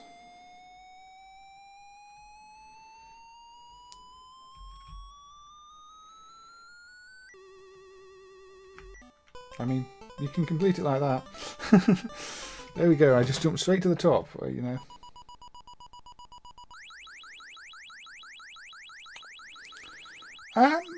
If people want to submit lists of potential games, then sure. I mean, they're the ones I'll check out.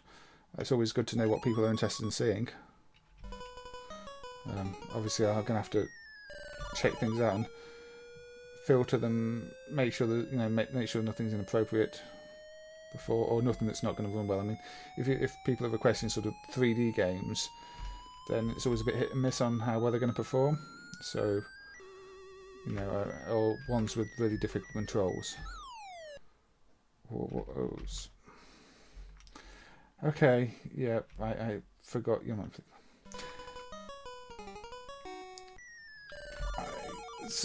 Sometimes you play these games and you can play them a fair bit for a week, and then forget everything you ever knew about them when you come back to them later. And that appears to be what has happened here. Now you can land on the platforms at the side, but then you bounce into that and you die again. So avoid the platforms where you're going to bounce into things that kill you. But yeah, you can collect the letters to spell DECO. Data East Corporation.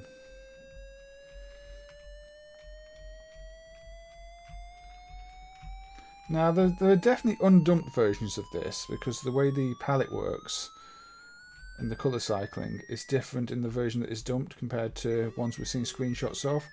And we already know that Data East did change how they handle colours between versions of some of the games on the cassette system. So it's going to be another case like that. It seems to be a platform where they experimented a lot. No, I'm not going to get to that. They were trying to find out sort of what formula worked for each game.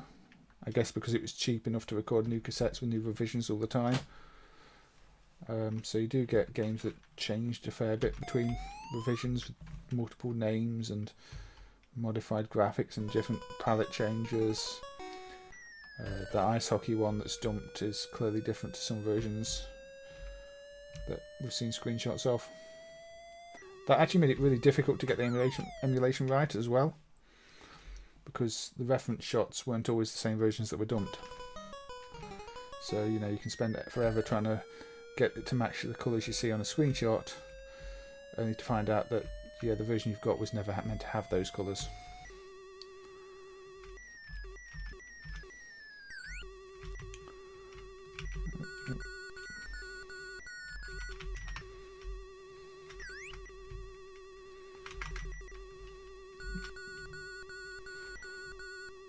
Land there, you're safe. And I didn't quite land there. But yeah, if you fall down to the bottom, you have to make sure you land on that one there. Otherwise, well, this happens. The same as if you forget to jump in the first place. But I do like to play the Data East cassette games from time to time. They've got a little bit of charm to them, I find.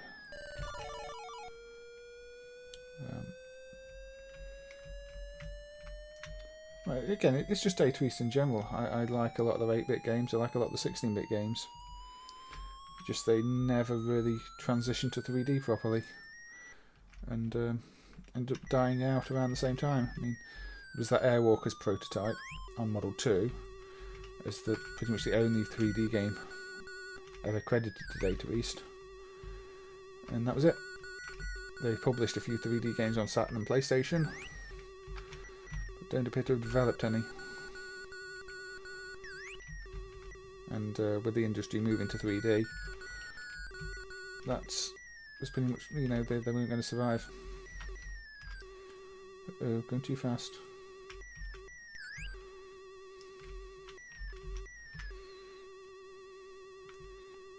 A very strange smiley face, haven't you?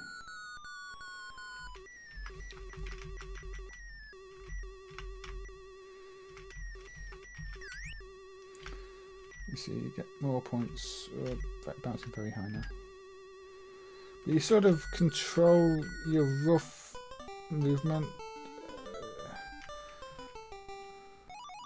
You can't. You've got slight control. You can influence your direction.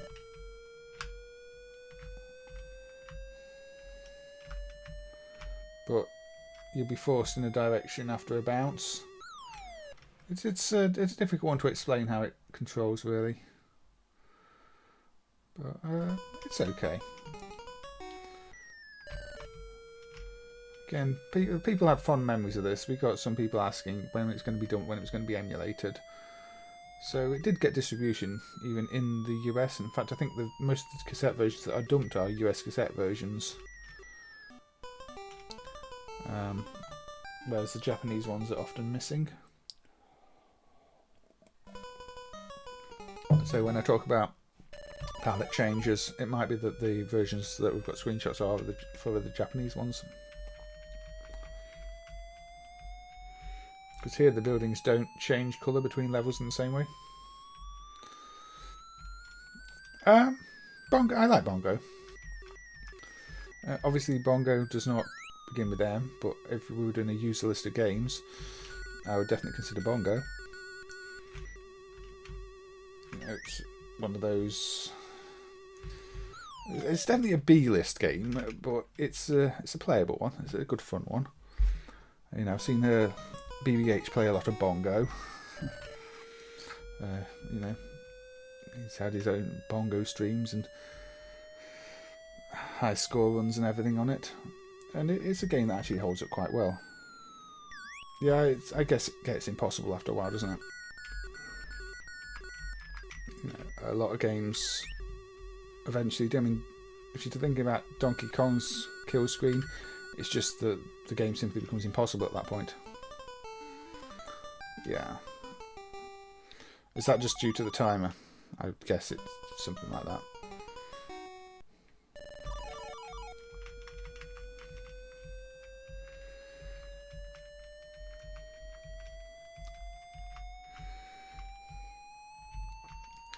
But yeah, again with the cassette games being used for experimenting with ideas, I feel that in this case, because as I mentioned, this game's got no attract mode, it just cycles the title screen over and over again, and that's often a sign that something has been put out before it's quite finished, to me at least. Although there are some well-known games that don't have attract modes, and that it does surprise me. NAM 1975 on the Neo Geo does not have an attract mode. It just cycles the title screen over and over again, like this is doing. Sega's Combat Hawk does the same, but Combat Hawk might be a prototype.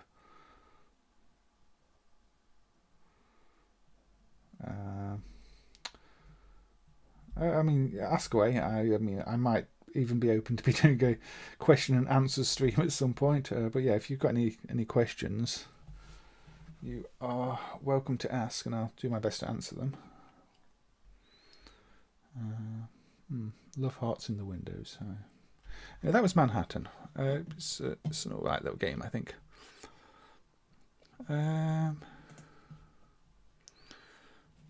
Horizontal. Now one I can't really play on keyboard, but I have said I will play on stream.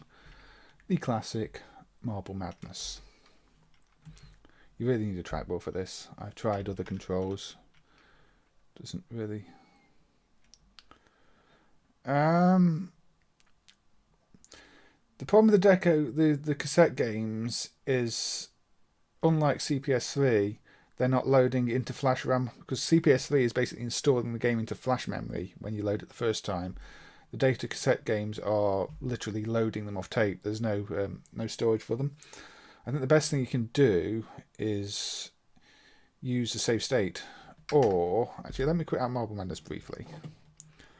I will come back to Marble Madness, but since the question was asked, There is this set, the DECO Cassette multi-game, which has most of the games, you know, with very short loading times.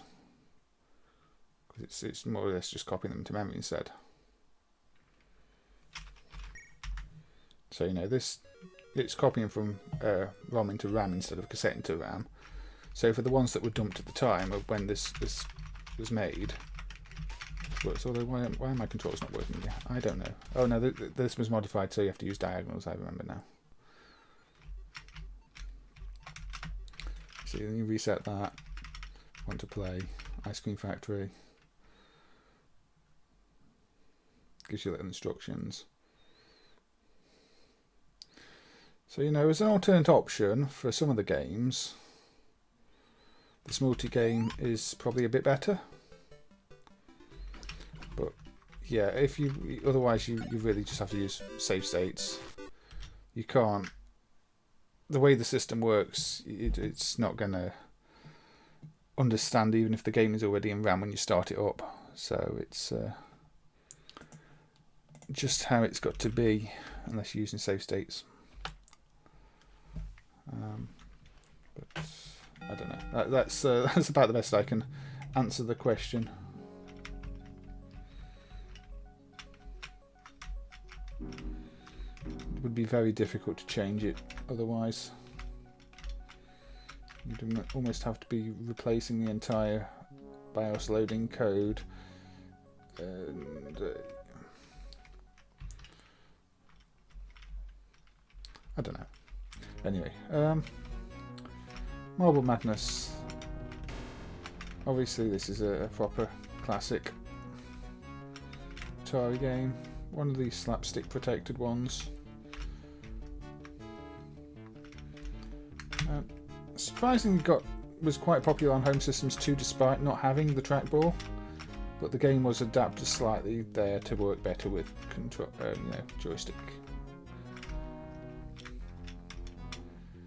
I think my favourite version of this is the PC game. The concept is the PC game from quite a few years ago now, probably a good 10-15 years ago. There was Hamster Ball. That worked really well.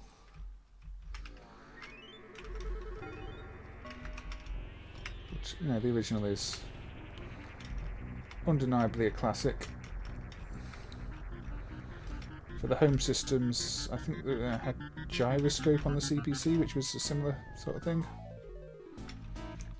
Isometric, going down paths. Also, I always felt that Spin Dizzy on the 8-bits was sort of this game as a more complex maze game with different types of ball. Very good game actually, Spin Dizzy. If you've not played it. Different.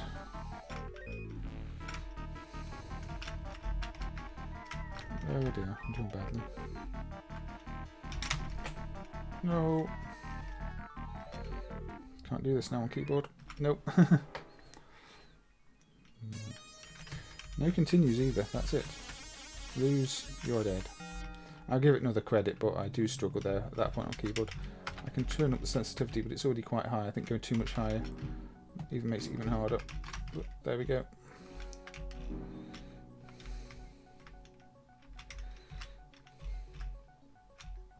Actually, no, it's digital speed. Maybe I want to turn up, isn't it? Sorry, turn up the wrong one. That's the problem with this. If you turn the controls too high, it becomes really difficult in some places, but then you can't get up the really steep ramps. So you need the trackball really to play it properly.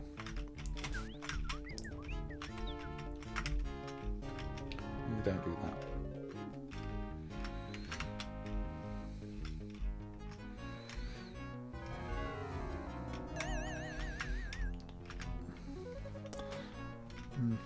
So no, like I say, I don't mind answering questions like that. It's just, you know, the answer's probably not always going to be, oh yes, that's easy to do,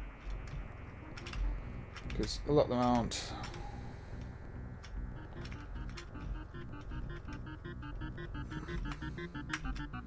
If you're doing it for a commercial product, you know, if they wanted a commercial re-release of them, you could easily do loads of custom cases for each game, or you can just transparently do the save states.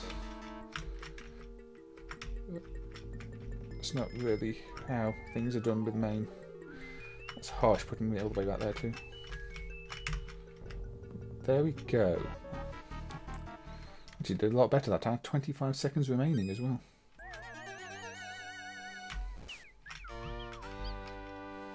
That always sounds like the Sega sound.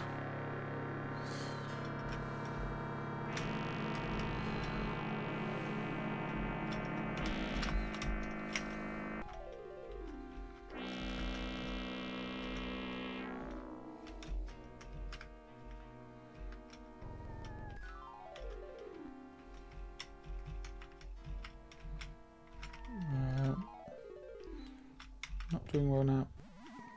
Oop. Ball goes flying. I'm flying off the track. I mean, I really like the concept of this game. It's a very creative game. The sound design is, you know, is interesting too. Here you've got the pipes making different sounds. But I'm going to fail. Out of time again. Yeah, this was Marble Madness. I'm sure everybody knows Marble Madness.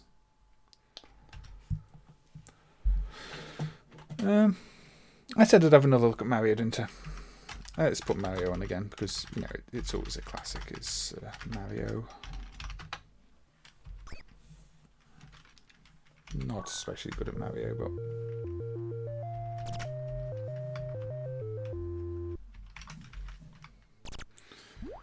Mario when he wore a blue cap.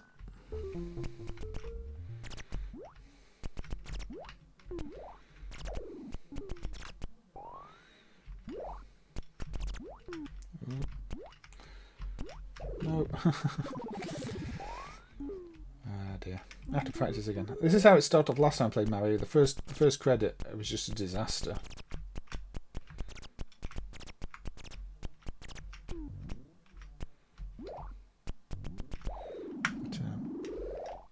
Well, to be fair, I think the second credit was a disaster too.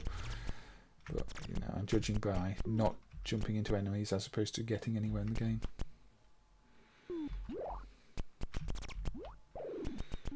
It's another M Nintendo game I might put on after this, actually.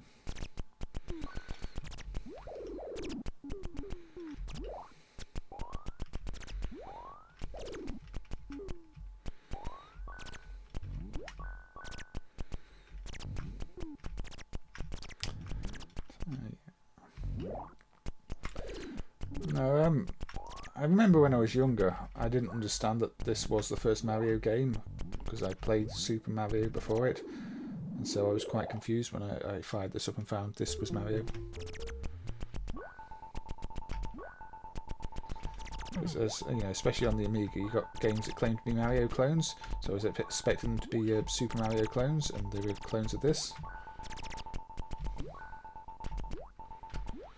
But it's one of those things you learn.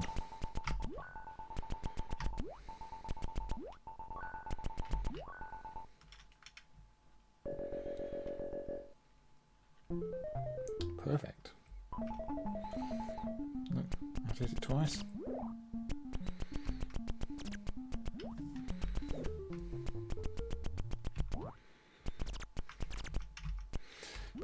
Yeah, if people want to suggest games more than just, you know, mentioning in the chat, then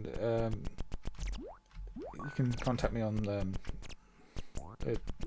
Twitter, I would say. It's probably a good place to do it.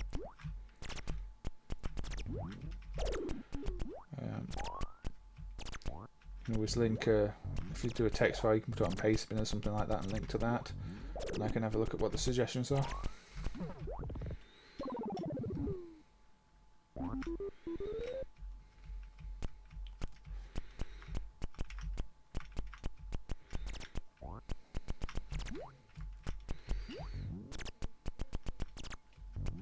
How are we doing for time? Almost 2 hours. Okay.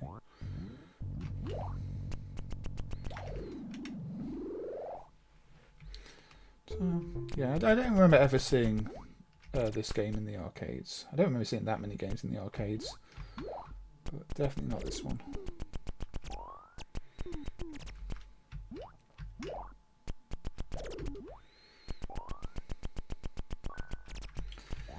There's a bootleg added a year or two ago as well of this from Russia, where they bootlegged the Apple II version for some reason. Although I'm quite confused by that one actually, because it doesn't seem to be adapted to use coins, or it just instantly coins you up as soon as you press start. So I don't know if there was external coin circuitry on it or something. It's definitely modified. It's all translated into Russian, and it's got a level select that lets you select when you start the game, difficulty and stuff. But yeah, it's an odd one, that one. Can't remember what it's called either now, so I can't even fire it up. It's got a Russian name. I think it should probably have in the description that it is a bootleg of the Apple II version, just to make it easier to find. I think it began with K. Not that that helps.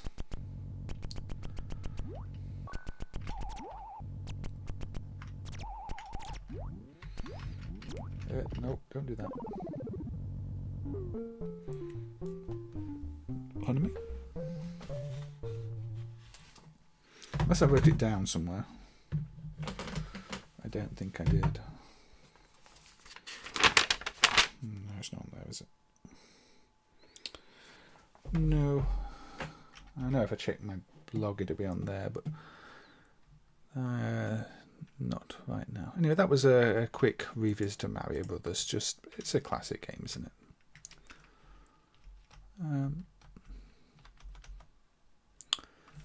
It's one I emulated many years ago that I struggle to see the point of. Is Mini Block by BO. Now it runs in the NMK driver, but it's not actual NMK hardware. It's got slight differences. The sprites flipping and stuff works differently, but it feels like it should be a gambling game.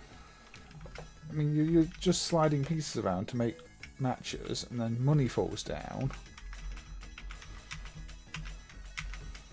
You can match colours or symbols, and whenever the time runs out, another thing will drop down.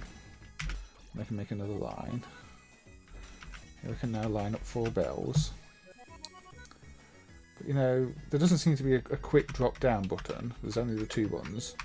So the first button just cycles through the things that are going to fall. So here I can actually just make it fall down with 4 bells, which will instantly give me some more points. I'll do that. I'm not gambling. There's no payout. There's no payout. I mean, gambling would be a sin, would it not? I mean, maybe. I don't know. Probably.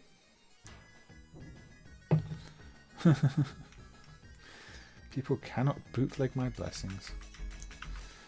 I don't know. I look at plenty of bootlegs. Maybe I'm just bootleg Jesus.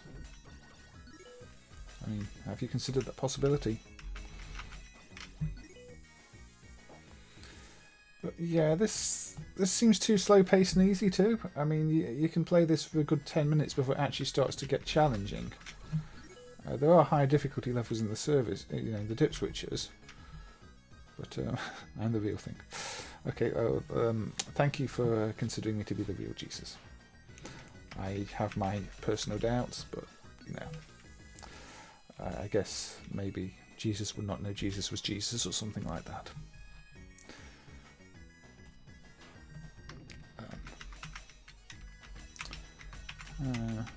And yeah, I was thinking about biblical games, but I've still only really come up with Noah's Ark, the kids' game, and it's not really very good.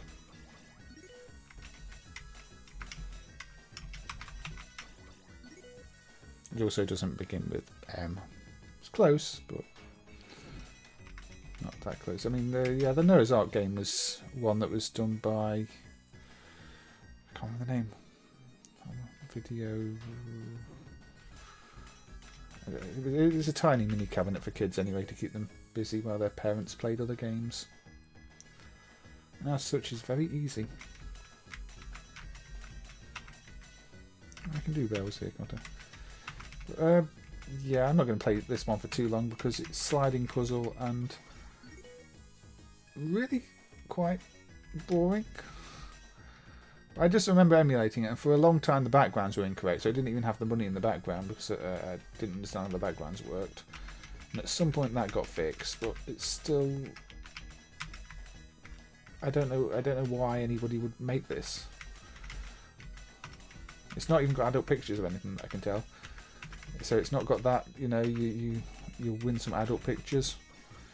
It just shows some cartoony things and some landscapes, and very odd game that I'm sure there's a story behind why it exists. But I don't think that anything else by BO is dumped. I don't know why it's on cloned NMK style hardware.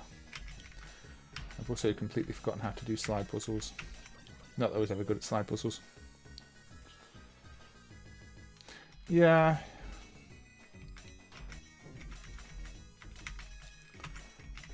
I guess somebody thought the gameplay idea was a good one and made it into a game, and then didn't.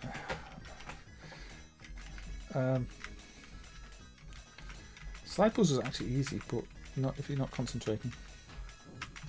Or maybe I'm just trying to fail because it will get the game over with and I can move on to something else without it looking obvious like I failed. But, yeah. I think if you get the bonus 7s, it does a bigger score. I'm not even using half the features here either because it's like you can scroll things at the top there. But let's make it lots of bells.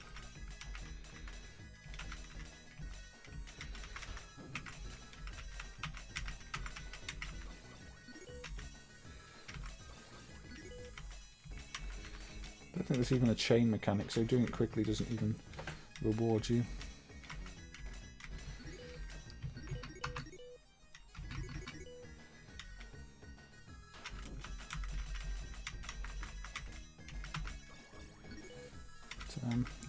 I guess I put this one on because I'm assuming it's one that not many people have played, and that's your reward picture: a cat in a stadium. Namco's Puzzle Club, I think that one's considered a prototype. Mega Panel, I was actually thinking of playing. It was on my previous list when I was... In the end I didn't play it, but yeah, that's a sliding puzzle game too, which strangely enough was only ever on the consoles under the name Mega Panel.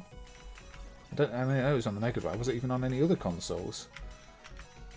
Namco ran one. But yeah, this is Many Block, which is something I worked on the emulation of many years ago, and never really played since because it's not much of a game, if we're quite honest. Yeah, it's one of those odd cases, isn't it, where just a random puzzle game from Namco ends up on the Mega Drive only. Right. Let's go something 3D.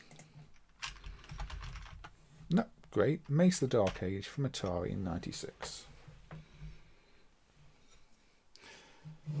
Yeah, that's probably just didn't want it to be completely wasted, so made Mega Panel out of it. It's a cheap Mega Drive game. That sounds quite likely, actually. This is quite quiet, isn't it? Very quiet, in fact.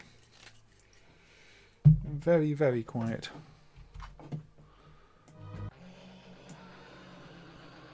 A bit better? No, you can hear it now, at least.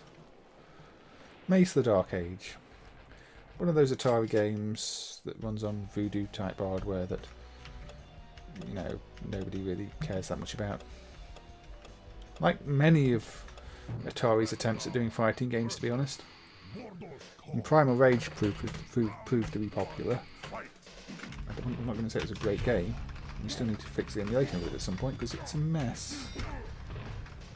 I don't think Atari ever quite nailed down the idea of doing fighting games, did they? Mr. Do's Castle. Yeah, I'll do Mr. Do's Castle. Do you want Mr. Do's Castle or Mr. Doing Unicorns? I mean, they're the same game, but... you know, I'll give you the choice. castle or unicorns. Yeah, I mean, it's a fairly generic 3D fighter from Atari in '96. It doesn't look too bad. I don't think it's anything special. Are you going to play this, or are you going to play a Capcom fighter? I think most people went with I'll play Capcom fighter. Even one of the other 3D PlayStation based hardware things that were coming out around the same time. Oh, look, there's a head on a pole. I think Atari cancelled more games in general than they released. Look at the list of Atari prototypes, it's quite long. And there's I think in my list I've got Mace something, Atari, on Centipede type hardware. The full title. But I seem to remember that's a bit of a confusing one to play.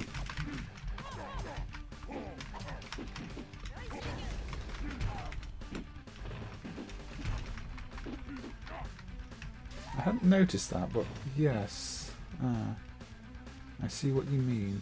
They start staring you out, don't they? Which game on the N64? This one, Mace. Maybe. Don't know that much about most of the Nintendo systems. I didn't really grow up with the Nintendo ones. So I'm definitely missing out on a lot, because I've watched so many videos of good SNES games that I never had, and even good N64 games, but I don't think people are going to be featuring Mace as a top N64 game. But yeah, it runs well in MAME anyway. With a head on a pole. But it just feels like there's not much to it. I mean, there's an execution counter there, so I'm assuming there's finishing moves that let you execute people. Sort of fatalities, isn't there? So, but since it doesn't prompt you, I guess they're mid-match. You just have to know the combinations, I guess. Unless you just decapitate people randomly.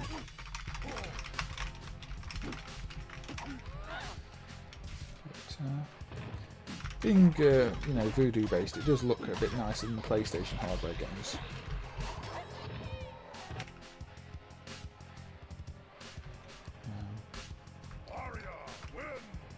Because and PlayStation's never had the best looking graphics for 3D, and so you can see it in all the PlayStation fighters, base fighters, a bit rough. But then you compare this to something like Model 3, and Model 3 blows it away. Even some of the Model 2 stuff.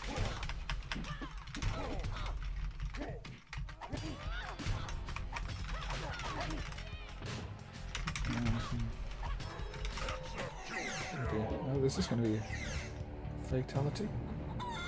Oh, I got turned into a chicken. There you go. That's probably a good place to end, Mace, really, isn't it? Being turned into a chicken. Watching the countdown from 3, 2, 1, 0.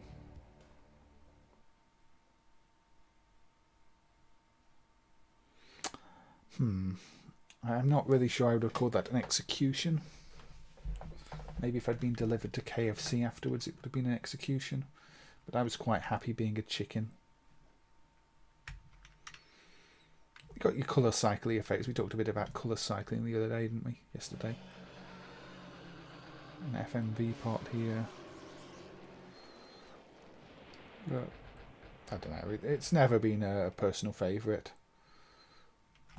But I know people do like to see some of these.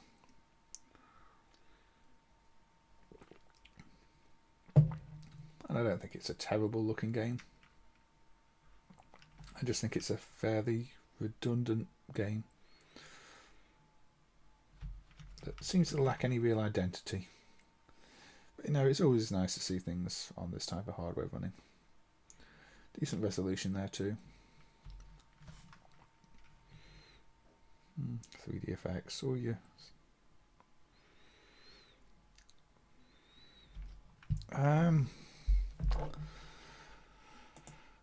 The first time I played the first emulated game I played, not must do.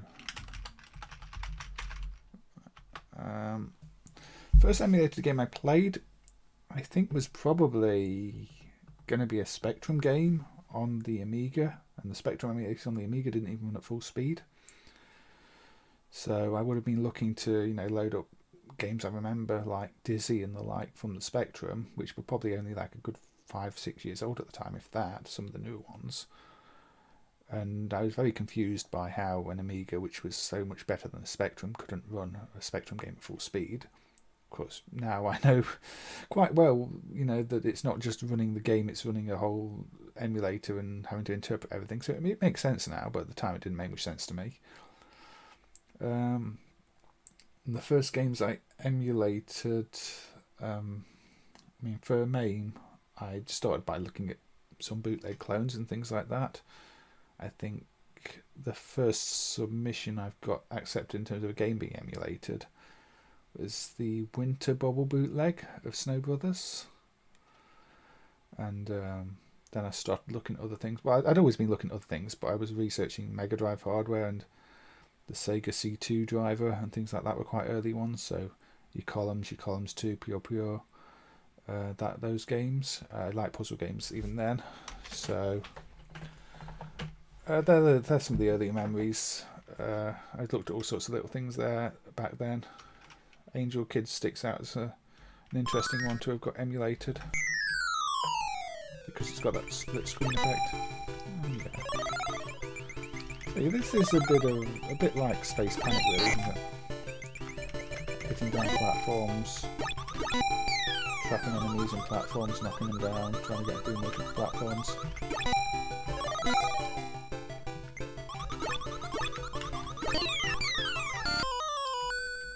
But don't fall on them. See, to me that should be a valid strategy, falling on the enemies when you've trapped them, but it really isn't. You can do the keys. This is very loud again, isn't it? Sorry, I'll turn this down. I forgot this is a louder game.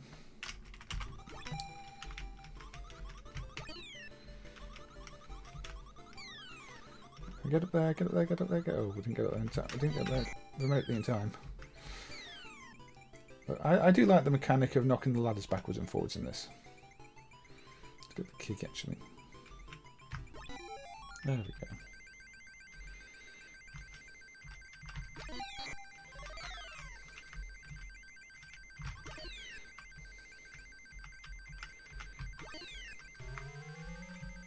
I need to knock it back too, don't I?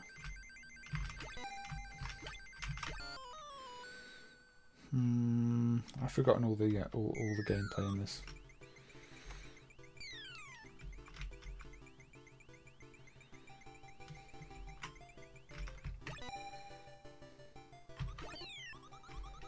No. Well, I completed the level badly.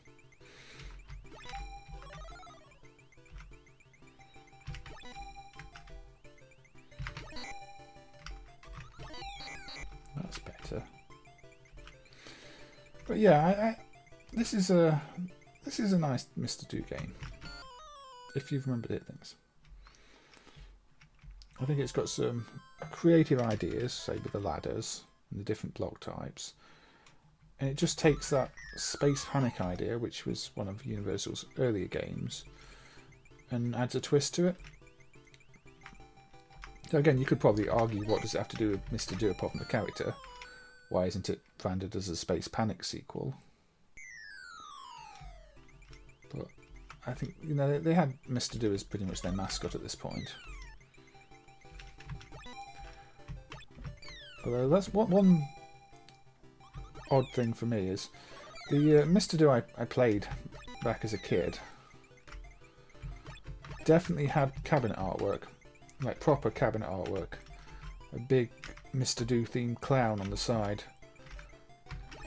and none of Universal's official cabinets have that, so it must have been sort of fan art or something like that, or the arcade had done it, or some bootleggers had done it, because the whole thing, the front panel was shaped with the ball and everything else. It was a really good looking cabinet, but Universal's actual artwork is just generic. I have to knock these down 2 again now, don't I?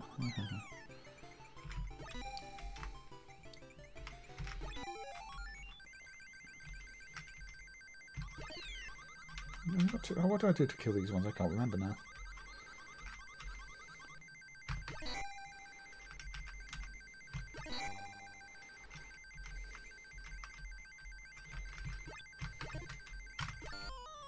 Dear. Yeah, I remember really liking Do Run Run too, and I played Do's Wild Ride earlier. I think Do's Wild Ride's probably got the least creative ideas, but I still enjoy it.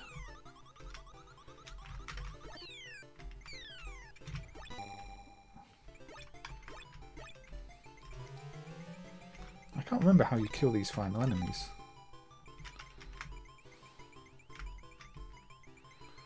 I've forgotten how to play this game.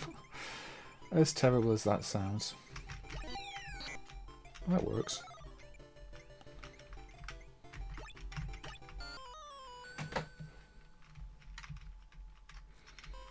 Probably just try and play it too much like Space Panic, aren't I? But, yeah. Should we swap to the unicorn version?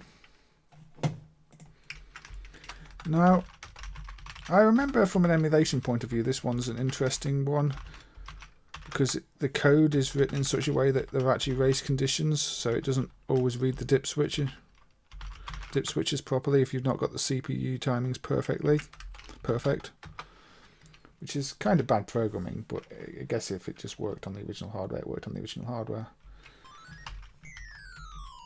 You know, you've got three Z80 CPUs powering this, which is quite a lot actually.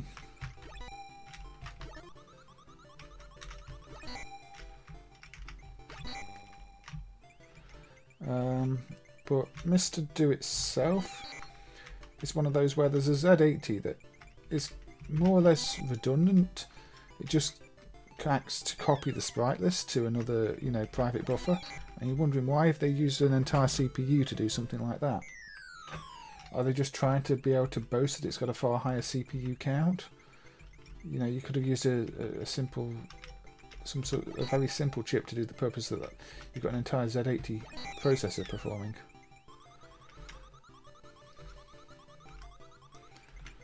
But I don't know. So yeah, I'm trying to hit them.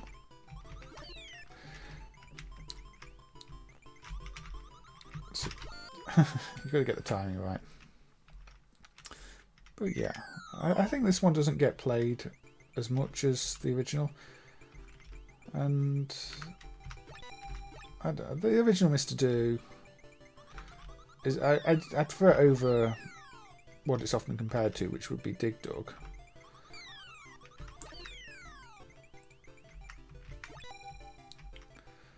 I think Mr. Do is the better game. Ooh. But my favourite version of Mr. Do would probably be an unofficial one. I played a lot of Fruity Frank on the CPC, which is a very colourful game with lots of jolly tunes. And had it been an official licensed Mr. Do, it would have been, you know, one of the best versions, I feel. Although maybe with an official license they wouldn't have had all the nice tunes and everything else. So maybe being an unofficial version helped it. If you do get the chance to play that on the CPC, I would recommend it.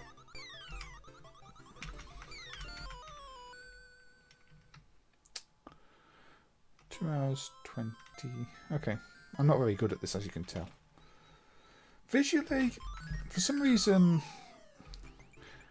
this reminds me of Pushover a bit, even though I think it's because it's the perspective platforms. But Pushover's the Amiga game where you, the Quavers license tie-in thing, where lining up dominoes and pushing them over, which is also a great puzzle game that I think should have been an arcade game in some form. But was not.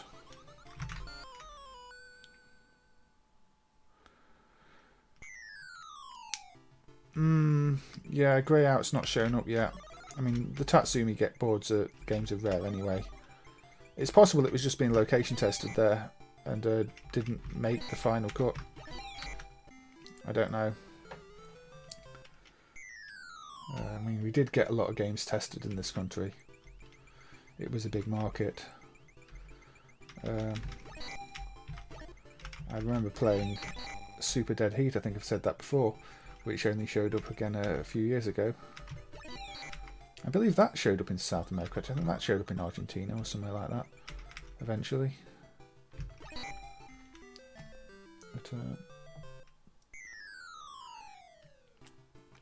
the thing with Super Dead Heat is, though, I wouldn't have played it when it had just come out, because I would have been, what, about 5? So somewhere I'd clearly kept the board after testing if it wasn't released. But that happened too.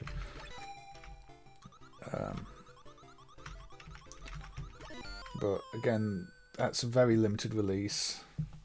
You just don't know. You get arcades operating boards that they think were released versions for years afterwards, and it turns out they're not. When Center Court, the alternative version of Passing Shot, was dumped, you know, that had been operated in arcades for years, and it was clearly a prototype version that was probably meant to have been returned at some point rather than operated forever. Got a few bugs in compared to Passing Shot. But I think some of the UK press had covered it as Center Court, so it's probably the version that the UK press had played. It's a fascinating industry at times, and we'll probably never know the full story of all of it. So, yeah, I'm bad at this game because I try and play it like Space Panic when it's not Space Panic. If you get out of that mood of playing this like Space Panic, you'll do a lot better. But if you try and autopilot it like Space Panic, you will struggle, which is what I'm doing. You know, I'm not using the school blocks properly. I'm not hitting the things properly. I'm trying to trap them. The unicorns, as they are. But yeah, it's a nice game. I do like that one, but I have to get back into playing it properly. Let's go with another original concept. Now this one's probably not quite emulated properly, but Taito's 81 Marine Date. Smart is not working, but it's playable. This is probably best described as underwater mini golf. You got to get the octopus to the end goal by doing shot. You know, you shoot it around with the trackball, and it moves like a ball.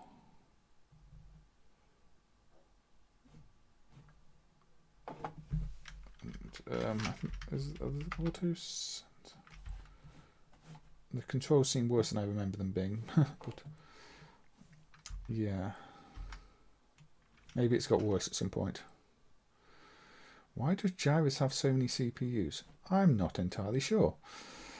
I think it's got dedicated sprite CPU. Yeah, the controls on this seem worse than I remember. There we go, got the octopus to the goal. There's no sound emulation on this. This is all discrete sound hardware, I believe. So you're not missing any sounds. I've not muted them. It's just silent in MAME. But yeah, you roll the trackball and it moves the octopus around. You've got to get the octopus to the goal. It's mini golf underwater. It's got quite a bit of charm to it. I would like to see the sound emulated at some point, and maybe the collisions perfected, because the collisions are, I think, one of the reasons Smart is not working, because they're not quite right. Probably again better with a trackball. I mean, I guess Gyrus has got main game, sprite CPU, sound CPU. How many ZDs does it even have? I think it's one of those where you have to use partial updates because it updates the sprite list mid-frame to... It's quite a complex one, is Gyrus. It's also a really good sounding game. Those bootleg cabinets based on ancient emulators really don't do Gyrus justice. I got eaten by a shark. That's never a good thing, is it? I mean, you can tell this is golf influence because it even says par for how many, you know, the target number of shots you're allowed to take. And Taito would, of course, do actual golf games, Birdie King and the like. I kind of wish they'd stuck to the more creative themes like this. One CP for each sound. I've seen worse offenders. Some of the Sune games have dedicated sample play of Z80s, where the ramless ones, where the Z80 just operates off its internal registers. It's hooked up to a sound ROM, and its only purpose is to play a set of samples. And some, I think some of those have got multiple of those on the board, so they can play more than one set of sounds.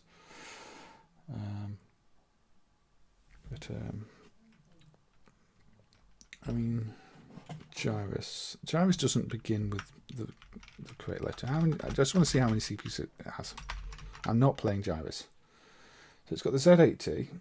Oh, it's got yeah, the Z80, the Konami encrypted CPU, another Z80, and an 8039, which I think might be the sprite one. But yes, 4 is not excessive. For some reason, I had in mind that maybe it had 5 or 6, but I can kind of see why that would have 4, especially if you've got an MCU. Sort of MCU type one for the sprites, even though it might not be an MCU, but you know, one with very limited purpose. I mean, if you look at some boards and the actual MCUs aren't emulated and dumped on some of them, they start to add up. Look at Namco boards in general. I mean, all the CPUs. Gallagher's got the 3 Z80s. And then it's got your, you know, your 2 MCUs, which are IO MCUs and stuff. So that, you know, that's 5 CPUs. Yeah. Some games have more than you'd expect. Well, shall we go? Shall we go Megadon? Let's go Megadon. I don't remember how to play Megadon. I don't remember much about Megadon at all, other than it's an Epos game. What are the controls? Left, right, 2 buttons. Okay. The terrible erg. Baby erg. Pardon me. Licensed to Photar Industries. It's an asteroidy rotator one, isn't it? Yes, Golden Axe 2, the protection CPU. I mean, that's not even the worst offender in terms of a waste of a CPU. I think my favourite one is one of the SSV games. I mean, when Bayou got the SNES DSPs decapped, which he used to, you know, give the SNES games extra math capability and the like, we observed that... I'm going to turn the volume down a little bit on this one. We observed that some of the SETA boards, the SSV boards, had the same chip on. However, the protection simulation for those boards was return fixed value at startup.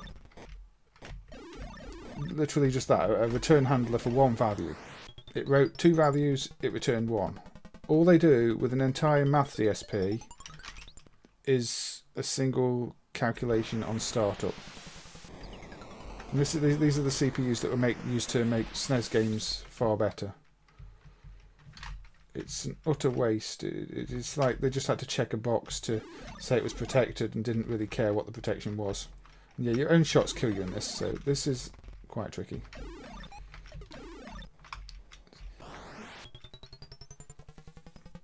I mean, Golden Axe 2 did more than that. Not much more than that, but more than that.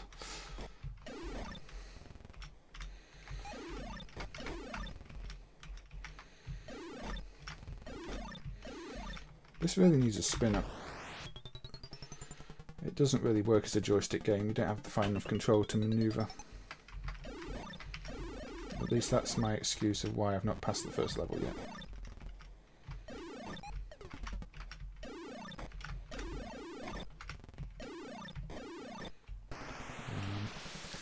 Trying to think of other cases of wasted protection. There were a lot of them.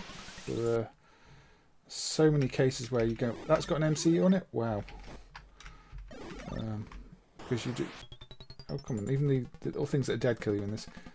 Because the protection seems so simple. You got a lot of the midway games that really just return a serial number. I guess that's a reasonable use. The game code validates a serial number. It's correct for the type of game, stops board swaps, but it's a very simple use for something like that.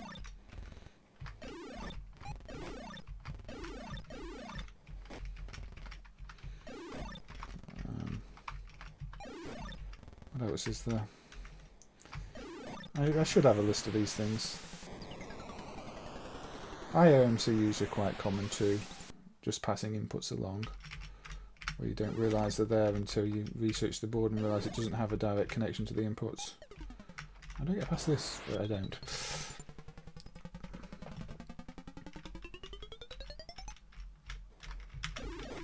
No, avoid my own shot. I think this is one of those you are your own worst enemy games. I think most of my deaths have been to my own bullets.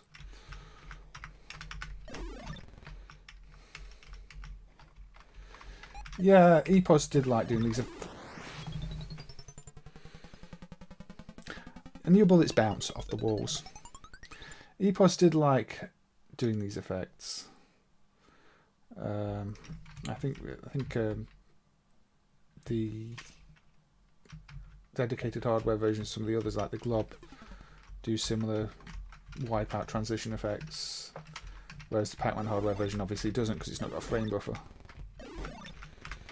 But Epos games are very rare. I mean, probably easy to see why. They're not that compelling. They're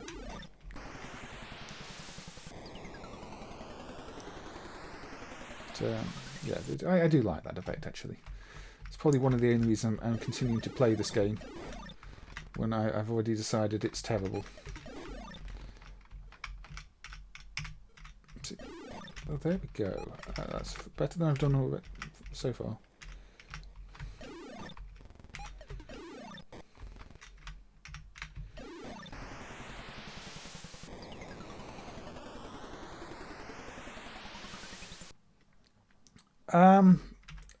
Most arcade hardware's got dedicated graphics chips and the like, GPUs as you'd probably call them. The CPUs are a small part. That's why, you know, you can get the Amiga or something like that, and it's got the same CPU as many arcade boards, but the arcade boards, even with the Z80, are outperforming graphically by a huge margin because you've got all the dedicated chips for doing tile maps and everything else, or powers of, you know, logic on the board even before dedicated chips.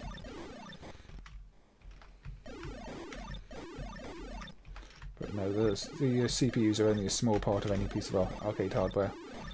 The closest you get to... Yeah, this does have a sort of pool-like effect, pool snooker effect, doesn't it? Bouncing everything off everywhere. Except in this case, everything's moving around. And you can block yourself. Look, I'm going to have to very carefully get around this now. It would be far easier with a spinner, but the game doesn't support spinners. But yeah, the closest probably you're going to get to arcade hardware where there's not much beyond the CPU are, I mean, obviously the original Space Invaders is a frame buffer. Things like Killer Instinct are pretty much just frame buffers, and the CPU does all the work. But typically, you've got dedicated chips for everything on an arcade board, and the CPU is just driving the logic and putting stuff in RAM for those chips to use. So in this case, with these games, they're more frame buffer based. So the CPU is doing a lot more of the work. So it's actually, for, you know, for a 2 MHz Z80, this is pretty impressive. I think technically I can't fault it. And it's actually strangely addictive. I mean, as frustrating as it is, I'm actually enjoying playing this. It's got that classic, and the sounds of a classic 80s arcade too. It doesn't feel unfair so much as just overly difficult. I mean, it's even got a fuel bar at the bottom to force you into rushing things.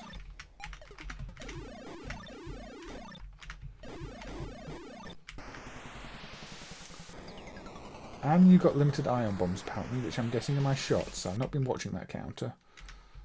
Yeah, you've got limited shots. Everything they could do to make this game more difficult, they've done.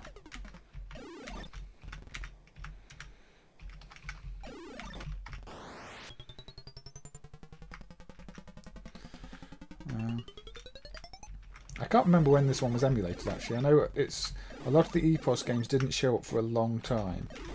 And we only just found the IGMO, a board for IGMO with the PROM on last year. So that's now got correct colours. We've still not found a complete working board for Catapult or one of the others. Can't remember the title of it. So they are quite rare. Anyway, I'm going to say this is the last credit on this game because while it's fun to play, it's probably not that fun to watch me dying over and over again, is it? And not make progress because I'm going back to the start all the time. Is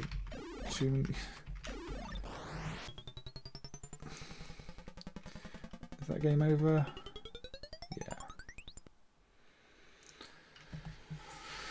Yeah. It's got an AUI chip. Manic Miner was beeper sound, wasn't on the Spectrum because it was a 48k game, 16k game even, I think.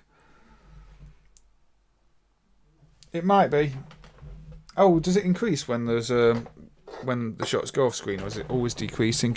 But yeah, they might have had to limit the number of shots just so you can't spam too many.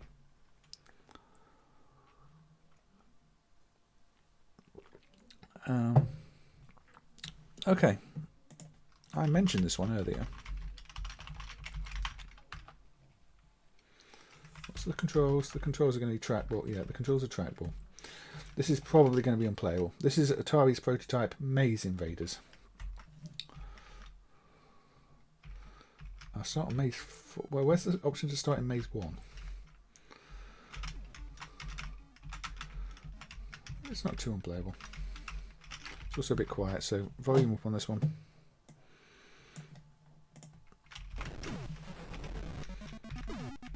So what's the catch here? Okay, you can't shoot that in any meaningful way.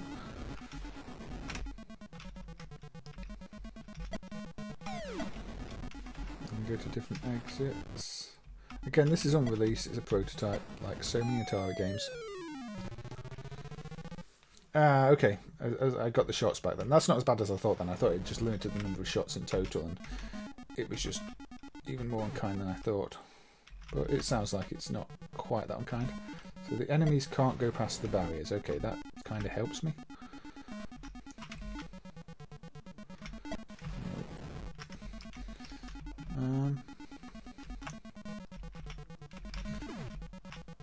So this doesn't actually play too badly on the keyboard. Maybe it's one of those that's more challenging on with the trackball because you have to keep rolling it. Like the Sonic arcade game, where when you've got keyboards, half the challenge of the game's gone. We've got a little bit ladybug with the flipping of the rotating walls.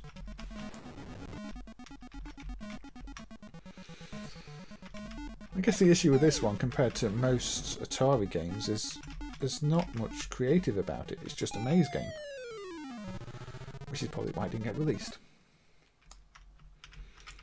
You're just going around picking up things in mazes.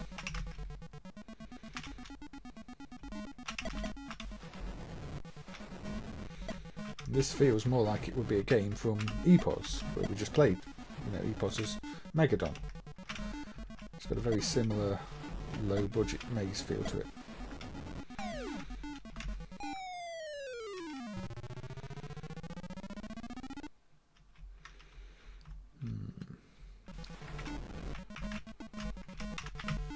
It's nice and smooth, I'll give it that.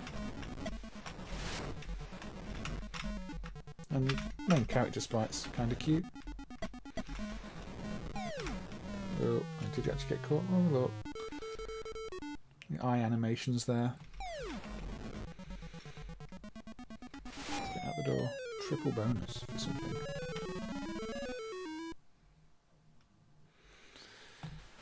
Well, I'm not going to run every game that begins with M. You know, we already discussed that Miss World is probably going to get me banned from YouTube if I start streaming that. You know, ones along those lines. And there's probably about 200 Mahjong games that I can't play. And, you know, even if I could play, again, they've probably got content in that's not really suitable.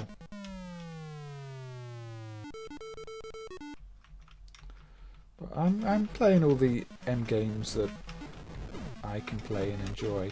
At least, you know, for this stream and maybe another stream, because I have a feeling I'm not going to get around to Marvel vs. Capcom and things like that.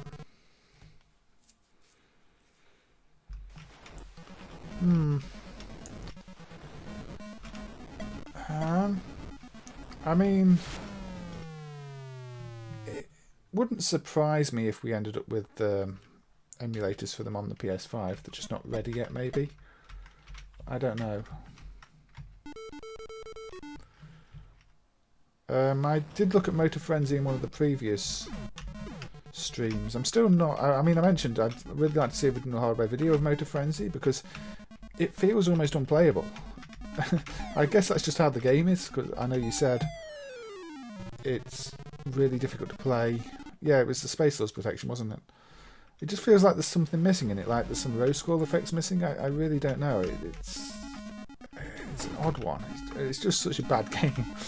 I mean, I'm glad the protection was sorted out, especially more so for Space Laws, because that was the game that's a good game with that protection.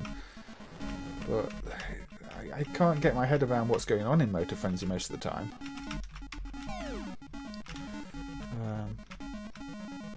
But I might do... also, Motor Frenzy doesn't really control well on keyboard. But yeah, I'd really like to see an original hardware video of that, just to get the verification that all the flicker happens on a PCB, all the non-obvious bumps in the road that seem to affect your bike that you can't see happen on the PCB. You know, it's one of those peace of mind things. It's just like maybe the protection's sorted, but there's something else going on in places. Or there's something subtle that they're doing with the protection beyond the normal use of it. That, yeah, it might be worth recording some footage from it, because I couldn't find any good original footage. But then again, you need the controls, so a PCB alone might not really be great for recording on. Yeah, I mean, Atari did like to do dirty tricks with the protections, as we saw when we were doing, you know, the slapstick stuff was being sorted out recently. Olivia thought he'd fixed everything, and then all these other problems cropped up. You know, but yeah, I'm pretty sure that it's not going to be a protection issue if there's any remaining issues. But I'm just wondering if it's something with the video emulation, sort of raster effect that's not working, or maybe it's just a bad game, because Atari put out a lot of bad games around that point. I mean, Guardians of the Hood I mentioned, and they protected that one quite a lot, and it's just terrible. But I did find Moto Frenzy to be really difficult to play. But I don't know. Motocross games in general seem to have ended up with some really bad titles. Sega Stadium Cross isn't great either, is it? And the 32X motocross game's even worse. I did enjoy some of the PlayStation 3 motocross games, but it just seems to be one of those genres that got quite a lot of not very playable games. So Would not surprise me at all if that's just how it is and it's nothing's missing at all. Pit Fighter had some appeal to it, but Hang On But Worse, I would say, was Riding Hero on the Neo Geo. It's like, you can tell why there are so few games like that on the Neo Geo.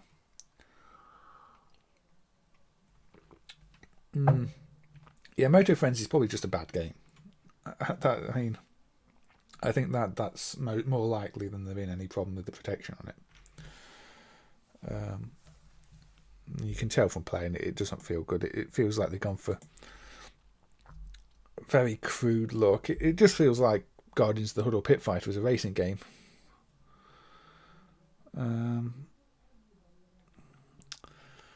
Right, I want to go with... Ooh, what do I want to go with? I don't want to go with... There's some that I'm having to consider. Do I want to play them because they might contain content I don't want on the stream? I think... No, I'm not going to risk it. I've got to research that one before. I'm going to go with the Capcom game. Magic Sword. Classic CPS1 game. Success Joe doesn't begin with M, but I don't actually mind Legends of Success Joe that much. I don't think it's the worst Neo Geo game. It's just very uninspiring, and there's no real reason to want to play it. It does what it's meant to do. Let's turn the volume down a bit. Sorry.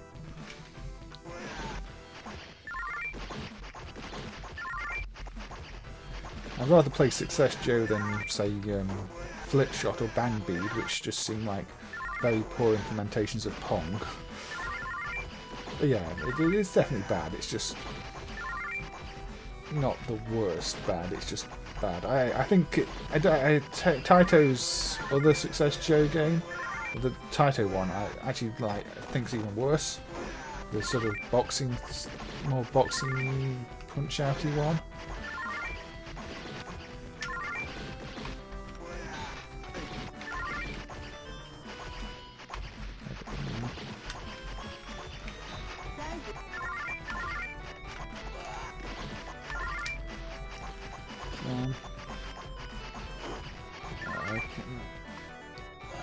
Talking bad Neo Geo. Fight Fever's worse as well. I think that's a really bad fighting game. Not surprised Eye of the Typhoon didn't get released, although for some reason Eye of the Typhoon ended up on 3DO, didn't it? The Neo Geo version was cancelled and somehow it ended up on 3DO of all places. I've never played it. I'm assuming it's just as bad as Fight Fever.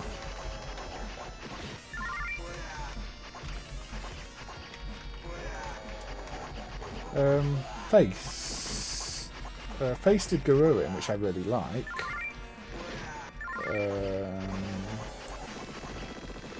Success Joe. I can't remember who did Success Joe on the Neo Geo. I don't think it was Face. Unless it was. I don't remember.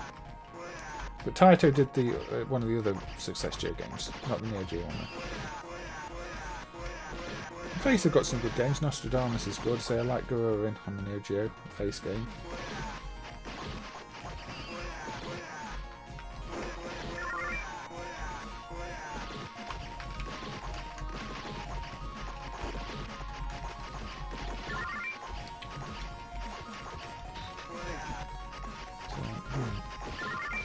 Yeah, this is one of those classic early CPS games anyway, Magic Sword. I just want to put it on again to see if there are any obvious sound issues with the YM changes, but at this point I think we're quite confident that the changes are good. I've not heard anything that's obviously bad since they've gone in. So.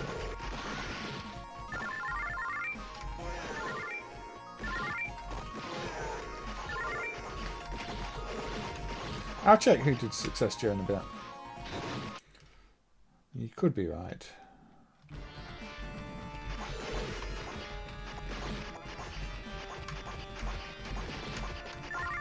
Or you can, if you look it up. Yeah, Irem is really good. I've seen people say it's a terrible game and one of the worst on the platform, but it's really not. That whole rotation mechanic, it just works. It's different to anything else. It does get really hard. Once you get the point where the pieces start holding hands with each other and don't fall as you'd expect, and you have to really pay attention, it gets hard at that point. But it's still a really good puzzle game. Really simple concept, small game. Probably didn't need to be on the Neo Geo. It's maybe a waste of the hardware, but why not? I mean, it doesn't make it any worse game that it's a simple game with very basic graphics on the Neo. I think that's the problem. People think because it's a Neo Geo game it's got to have big, fancy graphics with lots going on, but it's the gameplay that counts. Blockout.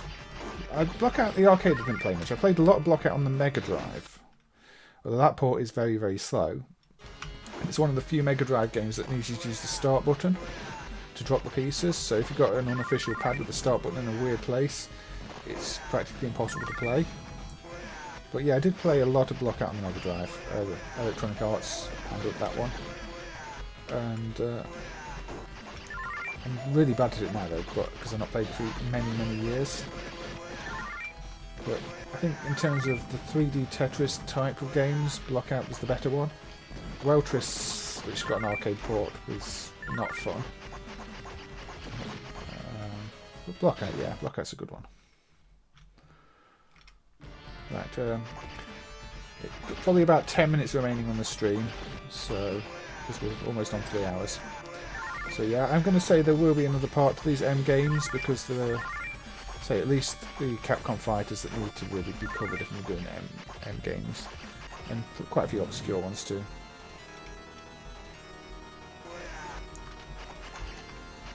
So, kill this dragon and probably end Magic Sword.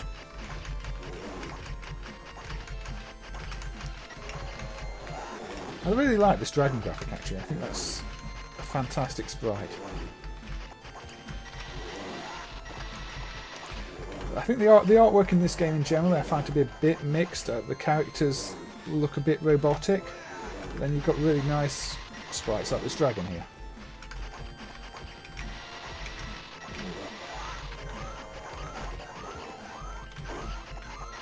Oh, we've got the low health warning again, yeah. At least it's not obnoxiously loud.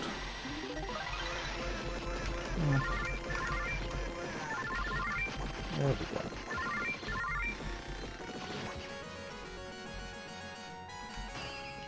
Yeah, I got a samurai sword. Yes. I like this representation of the levels as well, showing the different heights up the tower. No, it's Magic Sword is one of the CPS games I do enjoy playing, and it's a bit hack and slashy and a bit mindless at times, but I think it's good fun. Yeah, Willow is a great one too, a CPS1 game. Rygar, never really got into it, but do appreciate it. I know there was a port to the Amiga AJ for Rygar recently, wasn't there, which is quite close to the arcade quality. It's another one of those where it's an 8-bit arcade game and it's taken to the modern development tools and an AGA Amiga to pull it off, and that's again the difference in the support hardware, where the arcade's just got dedicated hardware to draw sprites and tile maps, and the Amiga's got to do a lot of that in software on the CPU. So, you know, the 68k power's all being taken up to try and do graphics. Just pulling something off at 50, 60 frames a second on the Amiga with full screen scrolling and not just a repeating simple background is a challenge, whereas the arcade hardware, you can put Z80 in it, have the dedicated graphics hardware, and it'll pull that off with very little effort. But it's nice to see people porting things like that. It was Rygar, wasn't it? I'm thinking of the right game. I hope I'm thinking of the right game.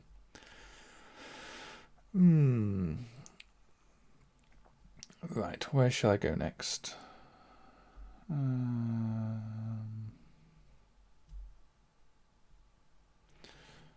I'm going to end on a puzzly thing. I think I might play this before. Mouse Shooter GoGo. Now, this is sort of an earlier version of what was released as Bang Bang Ball. And this version is actually quite short and quite easy, and it feels almost like it might be an unfinished version. Oh yeah, the broken scrolling that's on many other Metro games. I guess cost. I mean, you've got to remember the home computers had to be affordable. And you've got to look at the compromises in terms of getting the performance out of it. I mean, if you study it, you know, the Spectrum gets better performance than the CPC because you've only got to draw about half as much data to fill the screen, because your colours are all sort of the 8-byte tiles. And the palettes, you know, you didn't have palette RAM as such. The colours were determined in different ways. It's mostly cost and balancing out the CPU use and things like that. It's always going to be a debate over which computer actually got it right and which one got it wrong.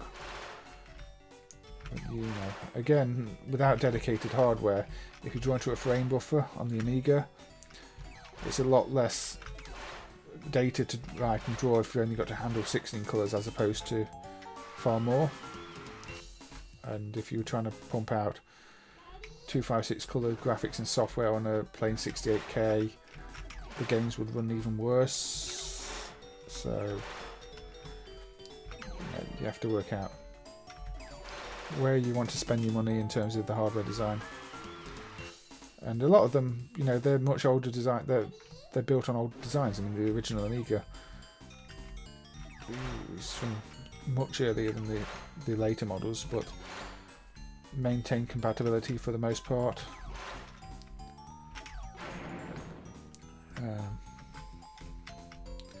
You think about, even if you look at things like the 68000 processor, there were arcade games using it really early on. Atari's Food Fight, Namco's Libble Rabble, Toy Pop. And, you know, they were using it, I think, before some of the 8-bit home systems. And plus, they also had at that time already the extra support hardware.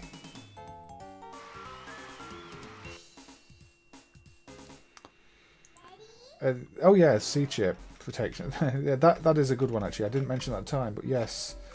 In fact, okay, I'll quit that because one of the games using it is on my list that I've not got around to yet. Although I did want to give a more extensive play, because I'll probably play this one again another stream, because I want to go to the end of this one.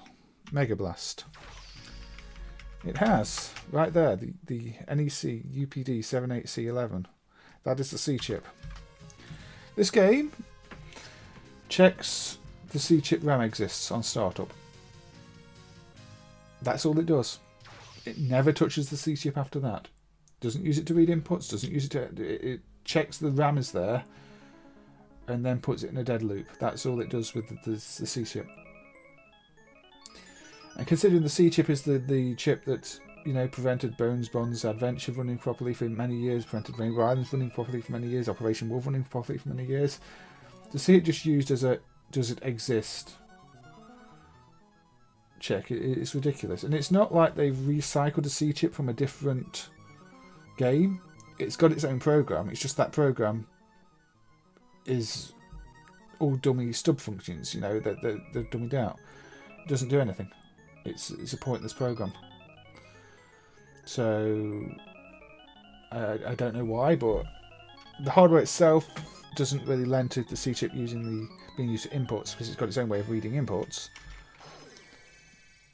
Yeah, the story is nonsense in this game.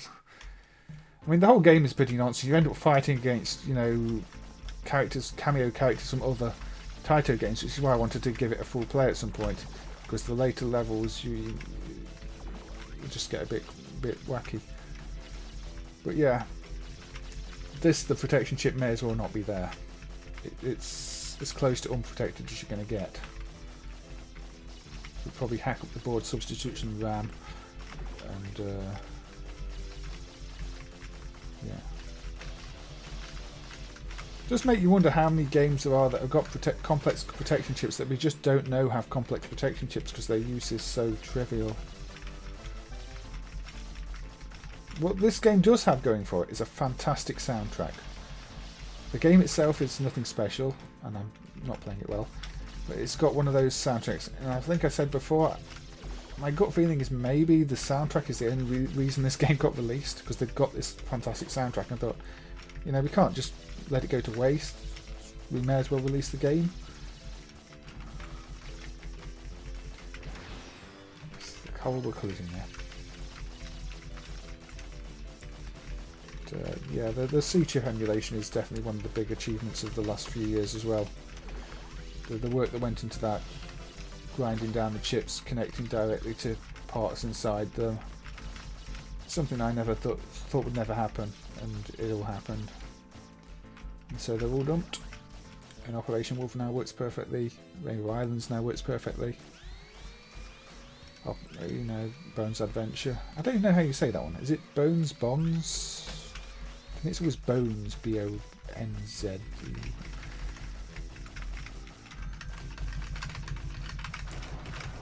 This is one of those games. I mean, this game makes more sense than, say, Kaneko's Explosive Breaker, where you're fighting model trains in space and helicopters in space and everything they could digitize or scan or get their hands on in space.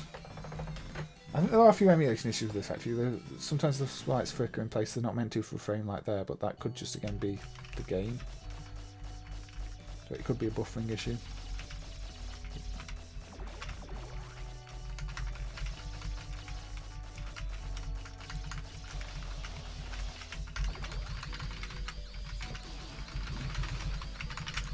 Looks very like the R-type ship, doesn't it? But this is actually from one of the L system games, Ramses, begins with Ramses or something like that. It's sort of Taito's head-on clone. So again, you've already got cameo bosses coming into play. So does this game not have its own ideas? I really don't know. But we're over 3 hours now, so we'll be closing the stream very, very soon.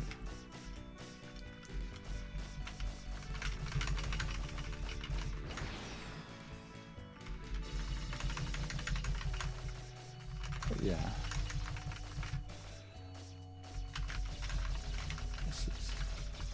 Visually it's quite pleasant.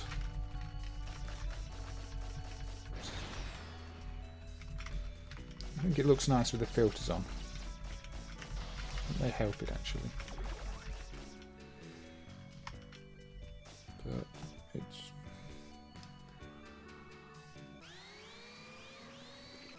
oh, emergency.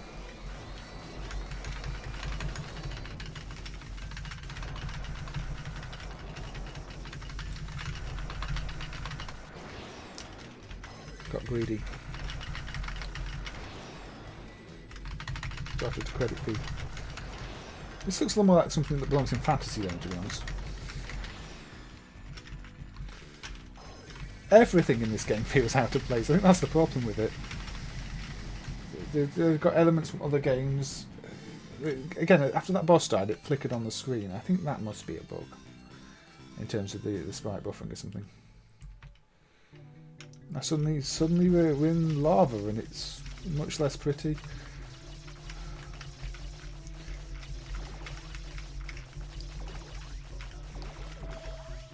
Again, nice music.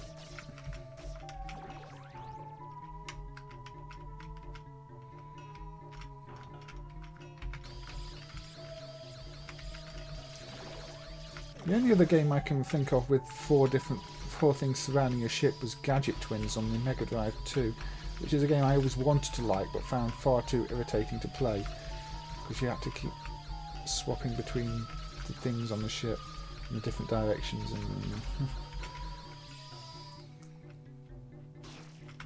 oh look, it's from Arkanoid. Why? How does this fit in this level? What? But you get this throughout the whole game. Just random cameos from other Taito games,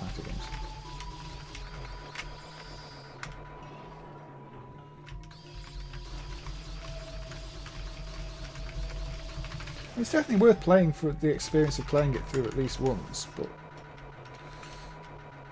I can't say much more about it.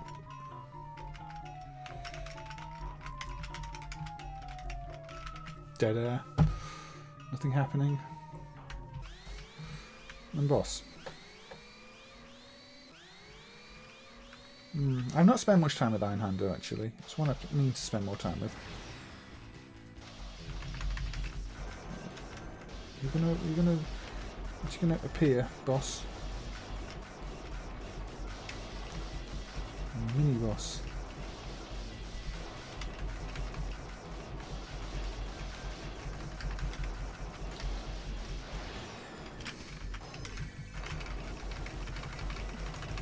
It's bigger when you shoot it. I can't think of any other bosses that zoom up when you shoot them. Actually, I think that's the first for me. What's this attack?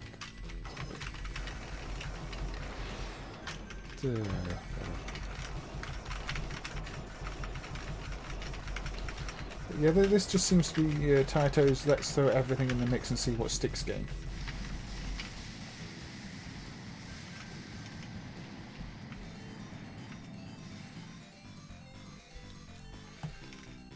Which is probably why the story makes no sense either, because they really didn't have a story. I'm going to quit that now. Okay, so I played some games really badly. I was incredibly disappointed at not being able to get past the first stage in Mr. Kougar earlier. That was terrible. Mr. Do's Castle I should be better at. In fact, a lot of these I should be better at. Hellfire. Yeah, actually, yeah, Hellfire's got a similar look to it, hasn't it? Not one I spent much time with. I think I rented Hellfire on the Mega Drive a few times. Was it Zero Wing? I think if it was Zero Wing, I would have remembered it. Well, yeah, we're on 3 hours 5 minutes now, and I've got other streams to be going along to watch. So I usually will tune into Nikki and Bunty's stream on Twitch and Zypho's stream on here on YouTube, and watch bits of both of those for the rest of the night. So I'm going to say good night, and I'm going to say thank you to everybody for joining in, for watching, for having a chat. And yeah, if you want to drop some game suggestions and things like that, then Twitter's probably a good place to do it. Or, you know, in the comments if you want. And I will read everything. Good night, Santori. So yeah, like I say, I hope you've enjoyed this and seen some games you've not seen. I have tried to go for maybe ones people won't have played as much or seen as much, which is why the remaining games on the list include things like Marvel vs. Capcom that might have been, you know, first choice for some people. But I will play those at some point because they're important games. All right, thank you, David. Thank you, Carlo. And thank you, Orgat Soul. Thank you to everybody, and I will catch you again when I do the next stream. I don't know when that will be. It could be tomorrow. It could be next week. Whenever I feel like it. So catch you then. Bye.